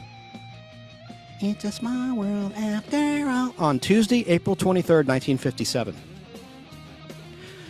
Then it was later picked up as a weekly series airing on CBS from Friday, October 4th, 1957 until September of 1958, which was a rerun. And then it was canceled after the very first year by CBS. But the ABC television network picked up the sitcom Leave It to Beaver and began airing it on Thursday, October 2nd, 1958, and ran the show on into puberty for the Beav until Thursday, September 12th, 1963, which was a rerun. Over 6 television seasons on both of those networks, 234 half-hour episodes were produced. Jerry was born as Gerald Patrick Mathers on Wednesday, June 2nd, 1948 in Sioux City, Iowa. Jerry began his professional acting career at the age of 2 when he appeared as a child model for a department store ad. Jerry Mathers has 1 sister and 2 brothers, and Jerry married his current and 3rd wife in 2011, and he has 3 kids. So happy 75th. Can you believe? Doesn't that make you feel old? Man, he's 75 years old. That's incredible. That truly is awesome. And I direct you to a great YouTube channel, Pat McCormack's channel. It's called Golden Rage of TV. No, I got that wrong. That's another person I'm going to mention, give some shout outs at the end of the show. James Enstall, KTRS St. Louis. He's on every Sunday night, as we're live to be on tonight at 10 p.m. Eastern, our show. He has some great guests interviewed. It's a big station in St. Louis on the FM radio dial, KTRS. But now I'm talking about Pat McCormack's Golden Rage of TV. And it's on YouTube, and he has interviewed some pretty good talents. He had Ronnie Shell on recently, remember, from Gomer Pyle USMC, played Duke, Gomer's buddy, and tons of other shows. I have Patty Duke episodes on 60mm film he was in. And he interviewed Kathy Coleman most recently from Land of the Lost, the girl that looked like Pippi Longstocking. Now, she looked more like, what did she look like? She looked like, there's someone she looked like. She looked like little Laura Ingalls Wilder, but with blonde hair back in those days. That's just how they styled her. But he's interviewed her, Kathy Garver, who's Sissy and Family Affair. She's been on his program. Anyway, and thanks to Barry King of BK on the Air for introducing me to both Pat McCormack and James Enstall on St. Louis radio. And Barry has a show on Saturday mornings, a 2-hour show, 10 a.m. to noon Eastern time on WBHF in Cartersville, Georgia. It's a really good show. And he co-hosts it with a guy named Alan Sanders, who sometimes fills in on a big station, 100,000 watt radio station in the Atlanta, Georgia, and Georgia market number 7 in the country. It was number 8. I think it's number 7 now, WSB Radio. Item.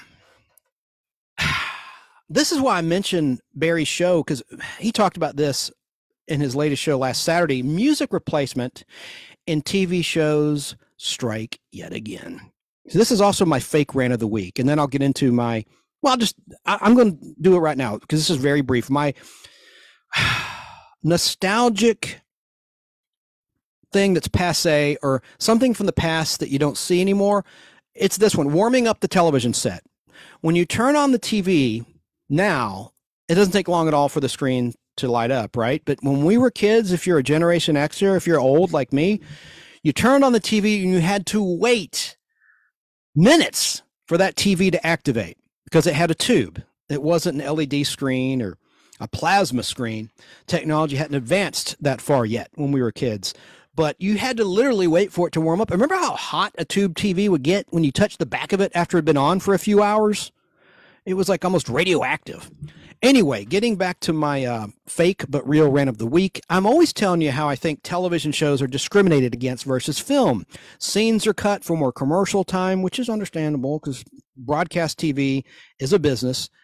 Streaming, it's inexcusable. Or home video, it's inexcusable. But yet, and hell, the streaming versions are the DVD home video versions in most cases. Like Freevee and Amazon Prime, they're literally running DVD releases of shows. I know because I look at the lengths. You know, I know. Just trust me. I know. I don't know a lot, but I know about some things, and that's one thing I know.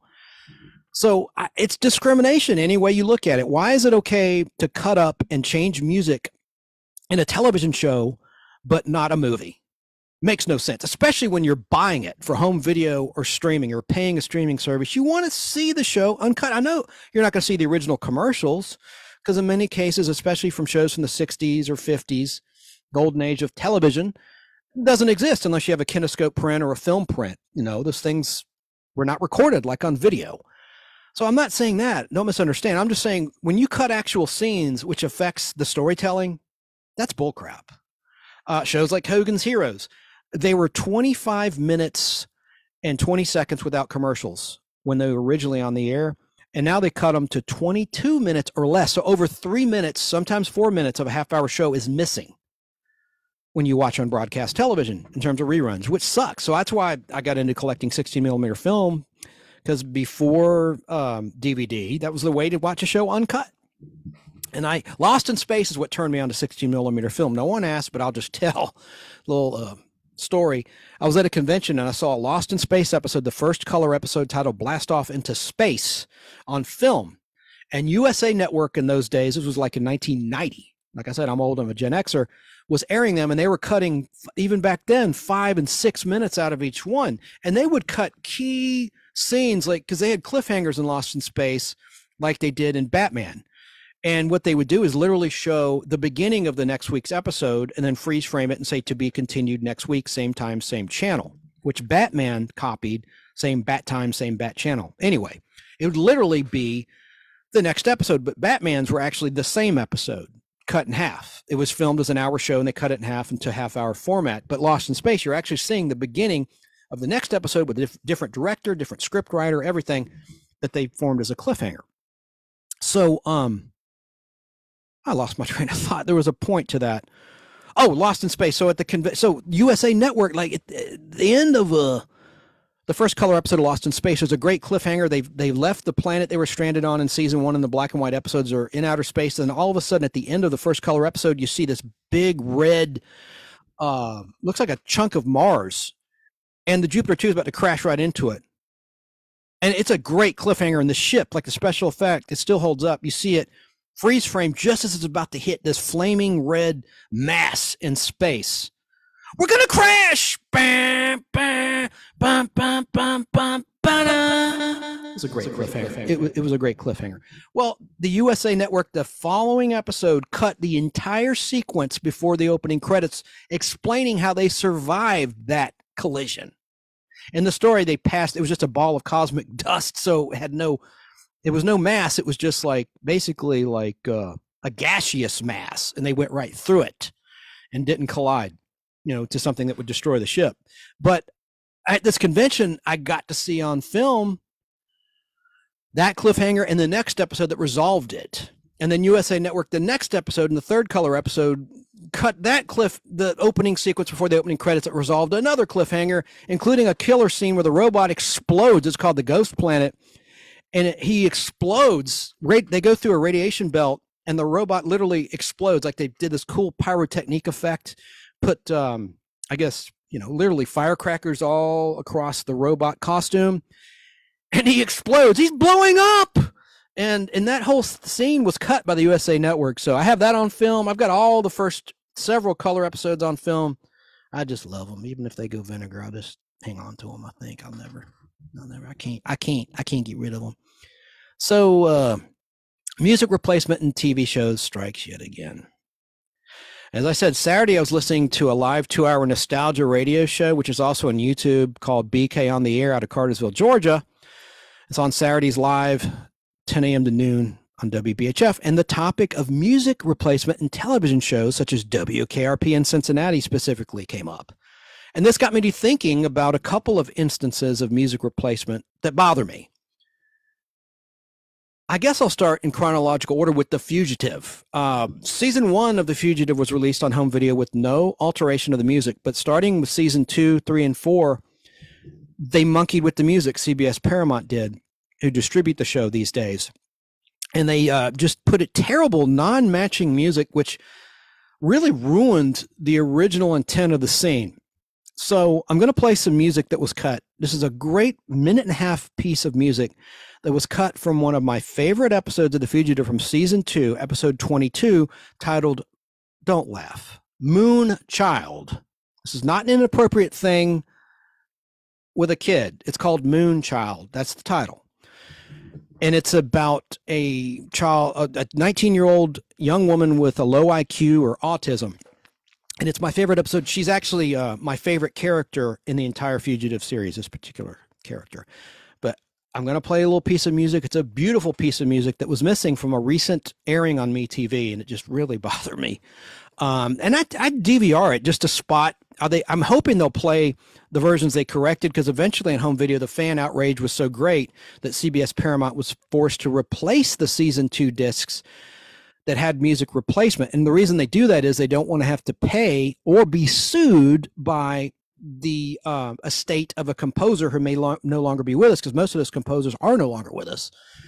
If they can't identify who owns the rights to the music, they just will cut it out and hire someone to create new music. And I can't stand when they do that.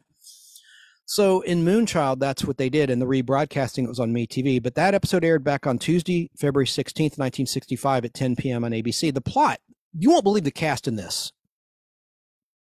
A small town is on edge because 2 women have been murdered. Richard Kimball is stopped in a cafe while he's eating chili by a group of vigilantes who suspect any stranger in town. He escapes and hides in an abandoned building where he is helped by a young, naive woman. Really, she has, in the script, a low IQ and possibly autism, 19 years old, played by a wonderful actress named June Harding, who many will possibly remember from a movie called The Trouble with Angels from 1966. Talk about that in a second. Well, here's some of the other actors that were in Moonchild. Murray Hamilton, the future mayor in Jaws.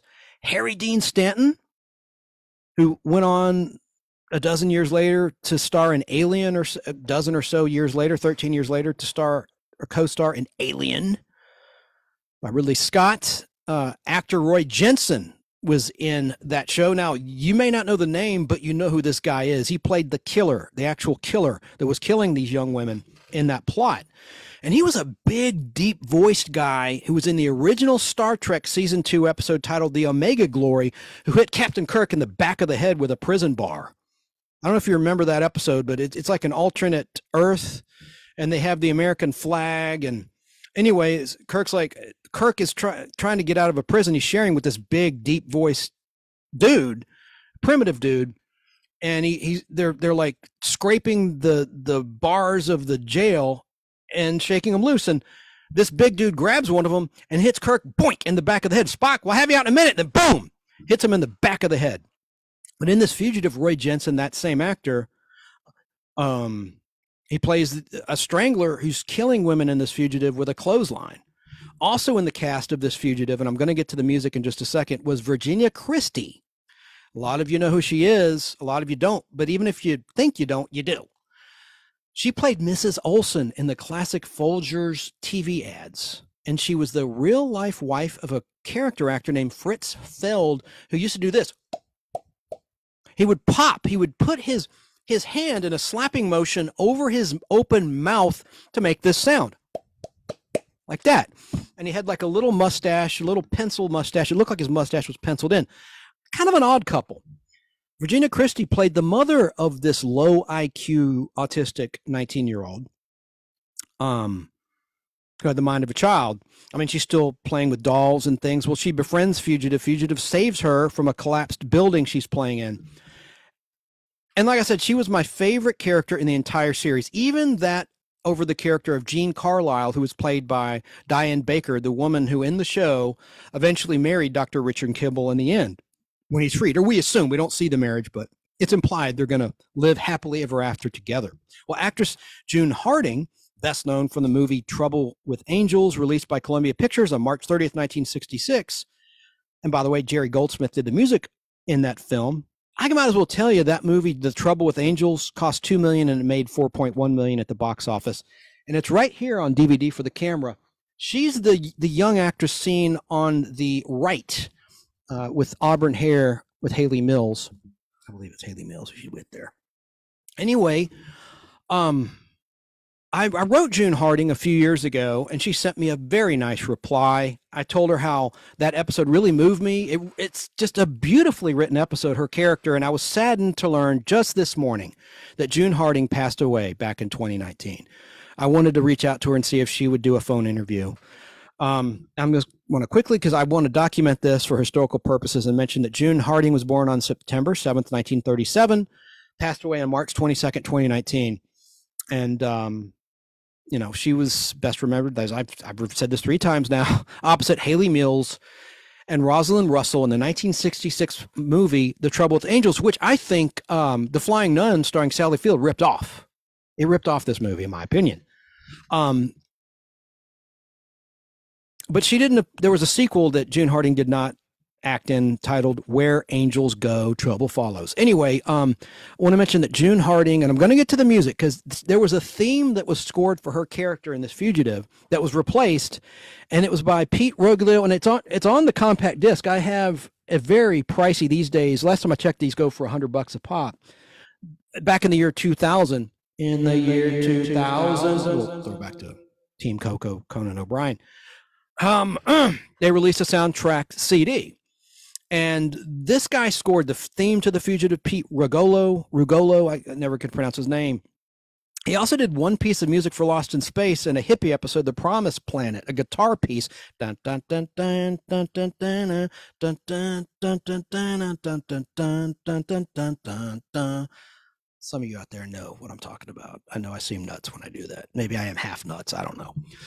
But he scored that for Lost in Space. But he also, before that, had worked on The Fugitive, and he scored this beautiful piece of music. And I'm thinking, they're playing all these other cues that Pete scored for The Fugitive. Why did they cut that one piece? Because I've read when they do that, it's because they can't identify who wrote the music. Well, Pete did that music. What the F? I think someone screwed up. But I'm going to play it. It's a minute and a half. It's a beautiful piece of music, and it's her character's theme. But getting back, so June Harding was born in Emporia, Virginia, and graduated from Greensville County High School in 1955. She earned a bachelor's degree in acting from Richmond Professional Institute. After graduation, June Harding went to New York. She studied acting under an actor named Lonnie Chapman. Look him up. He's been a character actor in a lot of television shows. I Got a Fall Guy he was in and other stuff. But she studied under actor Lonnie Chapman at the Theater Studio of New York. And she also took ballet and practiced yoga. In the summer of 1961, June Harding acted in a stock company, some stock, at the Cecilwood Theater in Fishkill, New York. In New York, she landed a reoccurring role in the CBS soap opera As the World Turns. June Harding appeared in the off-Broadway productions of The Innocents Abroad. That's Innocents with a T. The Boyfriend, and Cry of the Raindrop, for which she won a Daniel Bloom Theater World Award. In December 1961, June Harding made her Broadway debut as Liz Michelson in the comedy titled Take Her, She's Mine. In Take Her, She's Mine, June Harding played Art Carney's youngest daughter, Elizabeth Ashley. Played Art Carney's youngest daughter, period. Elizabeth Ashley played her sister. Elizabeth Ashley, you may remember from Evening Shade. She's a funny actor, funny comedic actor. But when she was younger, Elizabeth Ashley played June Harding's character's sister and won a Tony Award for her performance. Elizabeth Ashley did. June Harding was a regular cast member on the Richard Boone Show television anthology on NBC in 1963 to 1964. She appeared in a 1964 episode of The Cara Williams Show, spelled with a C, C-A-R-A, The Cara Williams Show, and in 2 episodes of The Fugitive as Joanne Mercer in Moonchild, my favorite role. And then in the only color season, season 4 of The Fugitive, she played Kathy in an episode titled 10,000 Pieces of Silver. And she was a bit typecast in The Fugitive because in that she also played a mentally challenged young woman. And in real life, she was not mentally challenged. She was actually a very talented artist in terms of painting.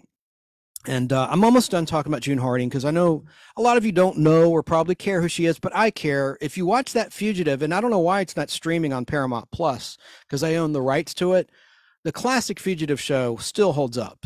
And Moonchild is an underrated episode. Lieutenant Gerard's not in it, but she helps Fugitive, and I just love this music I'm going to play, and I don't know why they cut it. And it just ticks me off they did because it's a beautiful little piece of music.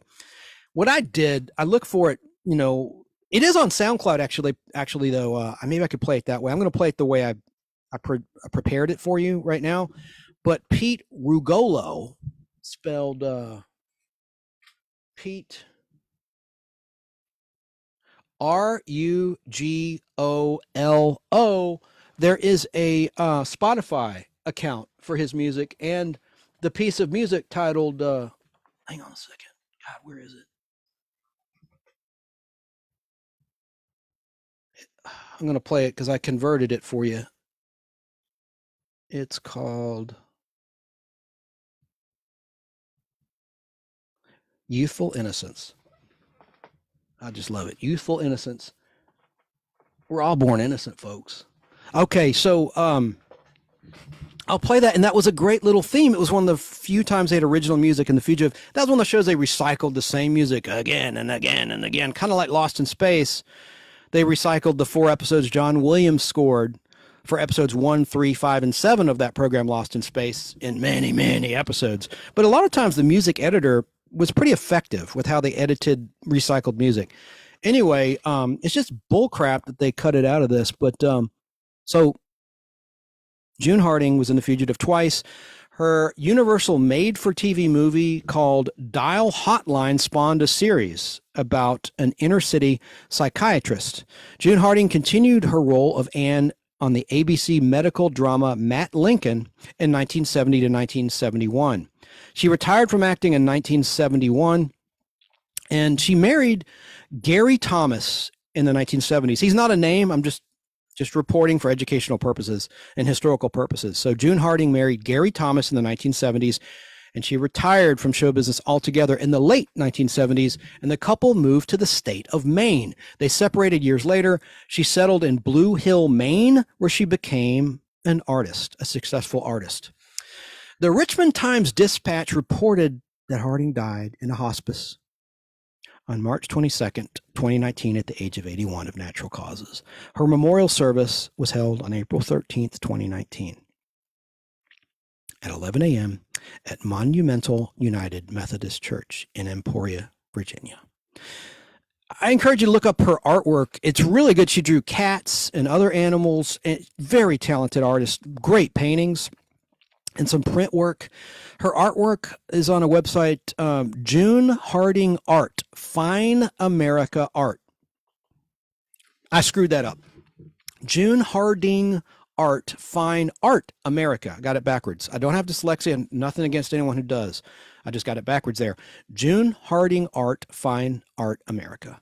Now I'm going to play a phone clip of that lost music, and then I'm going to talk about some lost music or replaced music from Batman, from my 16mm film collection. I'm going to play an exclusive clip, which I did put where you can see it on the Nostalgic Pod Blast Facebook group.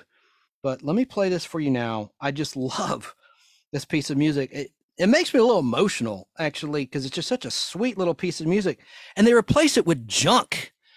And it's not MeTV's fault. I mean, that's what the distributor sends them, CBS Paramount in this case. Hang on a second. Let me turn this around. The back of the DVD, The Trouble with Angels. But her character was so sweet in this episode. Here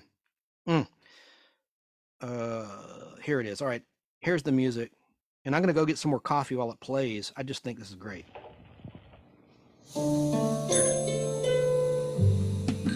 I don't think I have time to get coffee.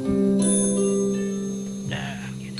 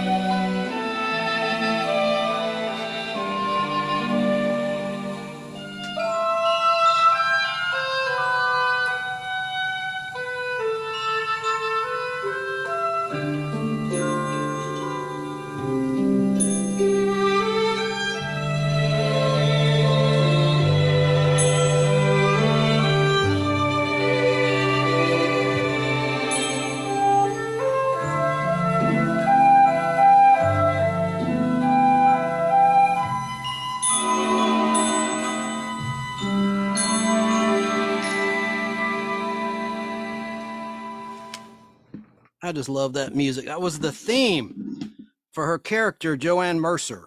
Now I'll move on to Batman. And God bless her soul. She was so sweet in her correspondence to me. I should read it. It's in my emails. I didn't have time to pull it up. But she sent me a very nice message when I asked her about working with David Jansen and The Fugitive those couple of times and other things. And just, damn, I wanted to interview her, but she's no longer with us. I just found out. It made me sad. Look at this booklet though, and this $100. Now it's, last time I checked on Amazon, it was $100 for this compact disc. It's just, whoops, it's just fantastic as my elbow strikes my Shure microphone. Thought they might be there's not. I thought there might be a liner note about that piece, Youthful Innocence, I just played. I just think that's great. Little incidental music that was replaced for an unknown reason, and it shouldn't have been if the other music by this guy is being played on the show, The Fugitive. So Batman, here's a Pod Blast exclusive in terms of music replacement in a classic television show.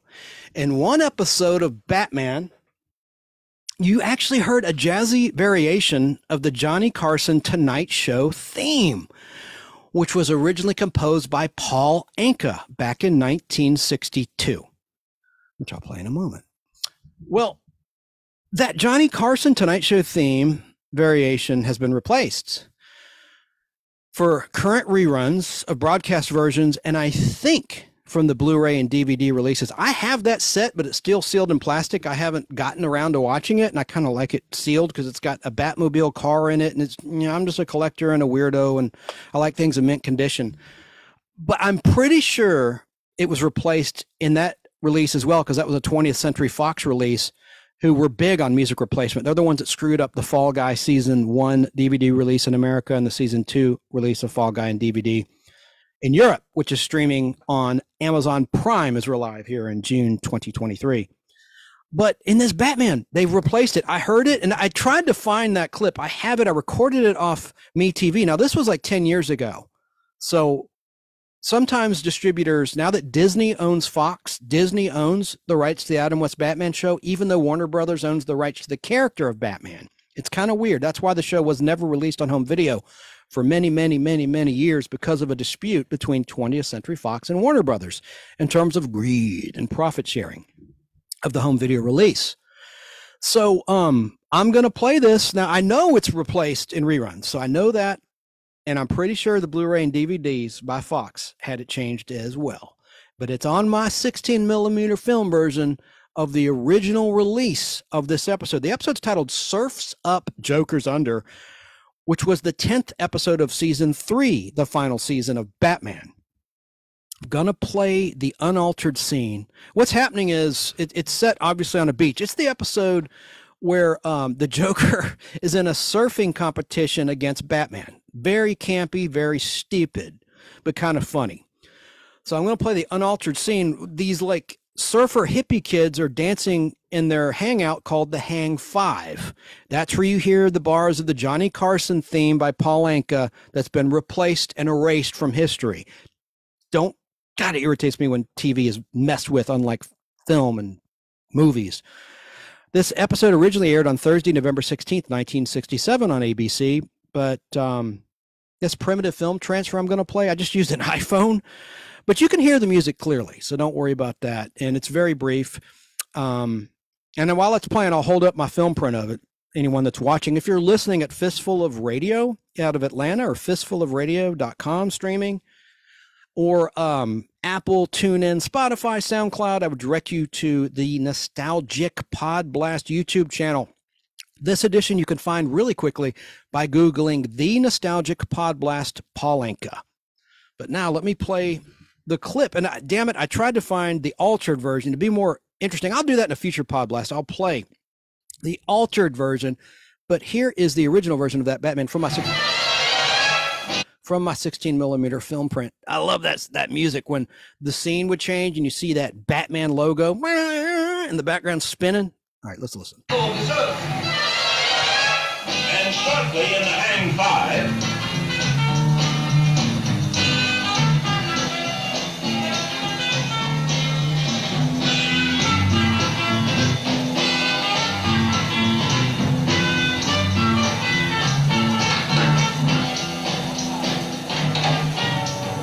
Dick, the Grammys. Grammys? No compliment. Beach bums. Should have worn our baggies.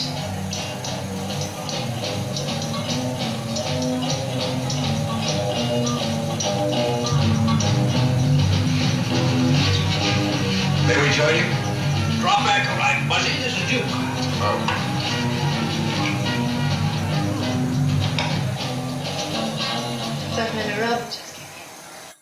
What else is there? Barbara had to go back to the library, but she told me to keep an eye on the girl behind the counter. You mean the one talking to her hot dog? You're sitting with a couple of antique beachcombers who are asking some questions about Hot Dog Harrigan. Oh, thanks, Undine. You forget Hot Dog. The hooded hoodads are sure to find me, and I'll be ready for them. Cesar Romero. I was holding up for the camera. Ooh, don't fall. The film print that you just heard. Primitive audio, but it's the best I can do for now. I did put it on my alternate YouTube channel if you want to see video of it, as well as in the Nostalgic Pod Blast Facebook group. Might be easier to find on YouTube. My channel, my alternate channel besides the show channel, is Chance Acting Demo. That's Chance Acting Demo, and there's clips of me in The Walking Dead and the movie Lawless, tarring and feathering a bootlegger and other stuff, and me with Dolly Parton right next to her and Joyful Noise and other stuff. Ancient history now. Not really, because I celebrate all things old, so I'm old too.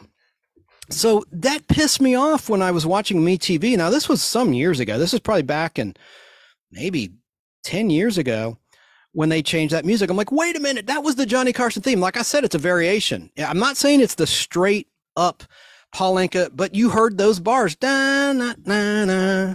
It's a variation of jazzy.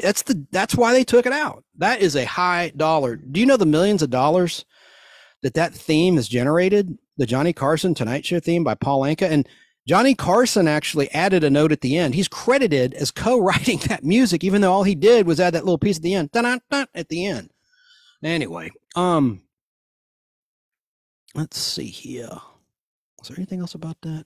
Yeah. Okay. So that's my fake rant of the week, music replacement.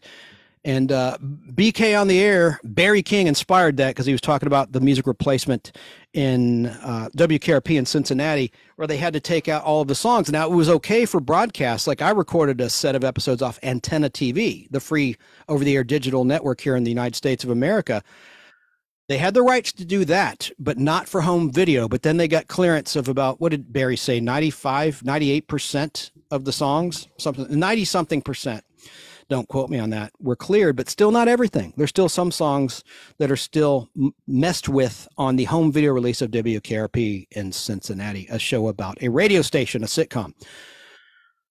All right, we're going to start to wrap. I have some shout outs, shout out time, some other shout outs. Here's one to Geek to Me Radio. Talked about him earlier, and he chimed in. Hello from St. Louis. He's watching the Pod Blast, or was. Geek to Me Radio is hosted by James Enstall, who actually has done some acting work in a Walmart TV commercial campaign. You may remember there's a guy, he's like a reporter, like a man on the street inside a Walmart. And this is some years ago, but it's memorable. And he goes up to a buyer and looks at their receipt and says, you saved this much by shopping at Walmart versus the grocery store. And they'll mention the store. They'll compare, they'll price match, comparison shot between Walmart and another chain store. Not a mom and pop, but a chain, like a grocery store chain. I don't want to mention names, but he was the guy playing the reporter. Anyway, he also hosts a weekly 1-hour live radio show on a huge station I've talked about out of St. Louis, KTRS. And it's also on a Facebook live stream and a YouTube live stream and a Twitch live stream. And Barry King introduced me to him. He's a really nice guy. And St. Louis is near and dear to my heart because my grandparents on both sides of my family lived in St. Louis. So I went there for holidays, Thanksgiving, summers. So, I know that area well. I bought comic books from there. But his show airs at 10 p.m. Eastern time every Sunday night, 7 p.m. Pacific, and 9 p.m. Central, his local time on KTRS. Another shout out, if you're a fan of Superman and all things Superman, beyond just Christopher Reeve, but Christopher Reeve as well, then Monday nights at 10:30 on YouTube Live is where you want to be to catch the 1-hour live show Superman homepage. And that's a website out of Australia. Steve Eunice runs that. And Michael is his co-host, and it's a lot of fun. They show classic comic books, and they have stories pertaining to new Superman projects. They review the current Superman show on the CW network, and which has a horrible current storyline where Lois has cancer. Lois Lane is suffering from cancer.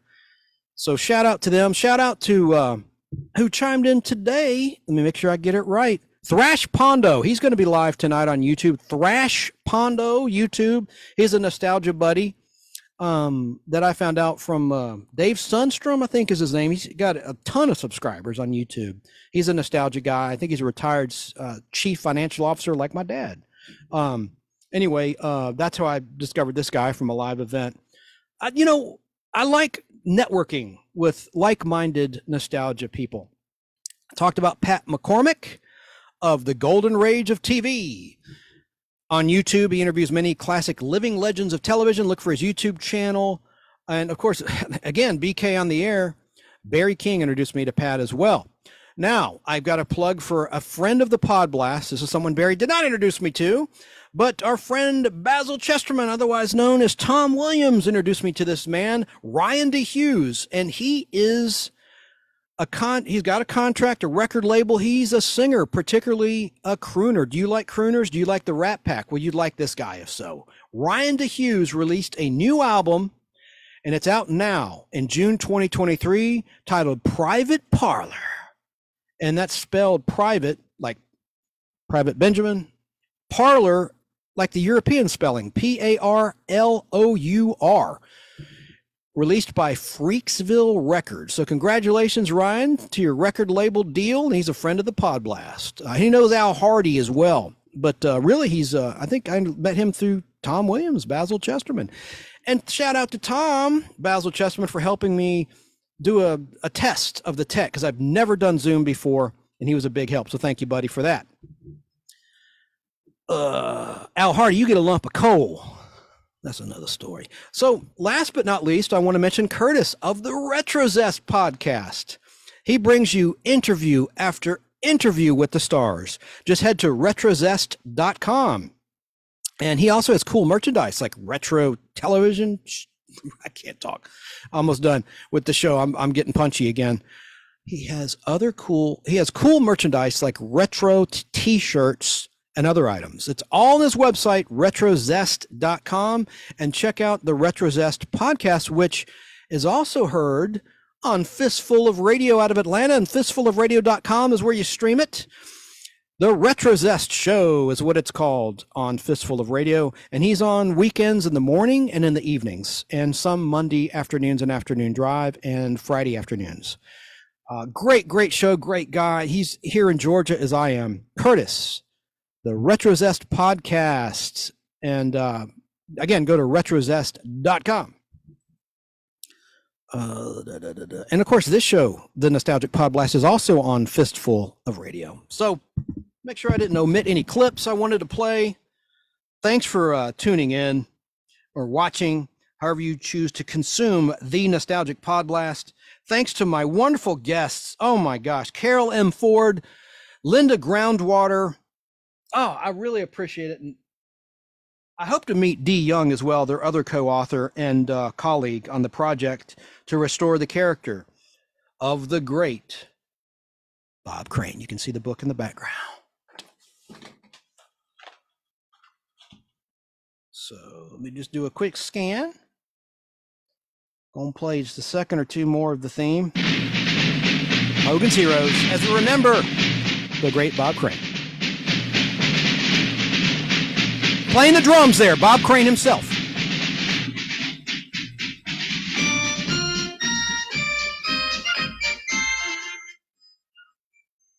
And have another guest lined up. This is a big director of television shows from the 80s to present. Don't want to give it away. I'm very excited. I'll just leave it at that. I have so many questions for this gentleman. He's directed the greats, and he's great himself. But he's a television director still in the business, been around for years and years, and he's the son of a personality most of you know and love. We'll do that next time. So I'll be back maybe in 2 weeks, maybe in a week. We'll see. I'm not like the radio guys that are regular every single week. They've got to do it. You know, hell, I wish I was. I wish I were in that situation. I just do it when I feel like it or when I have something to say. So good night, and I hope you have a great, great week.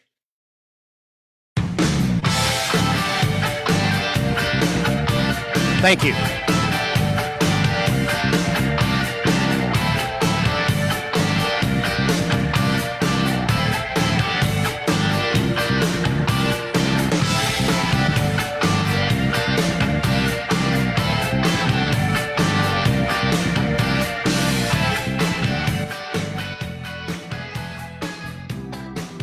Tune in to James Install tonight, KTRS.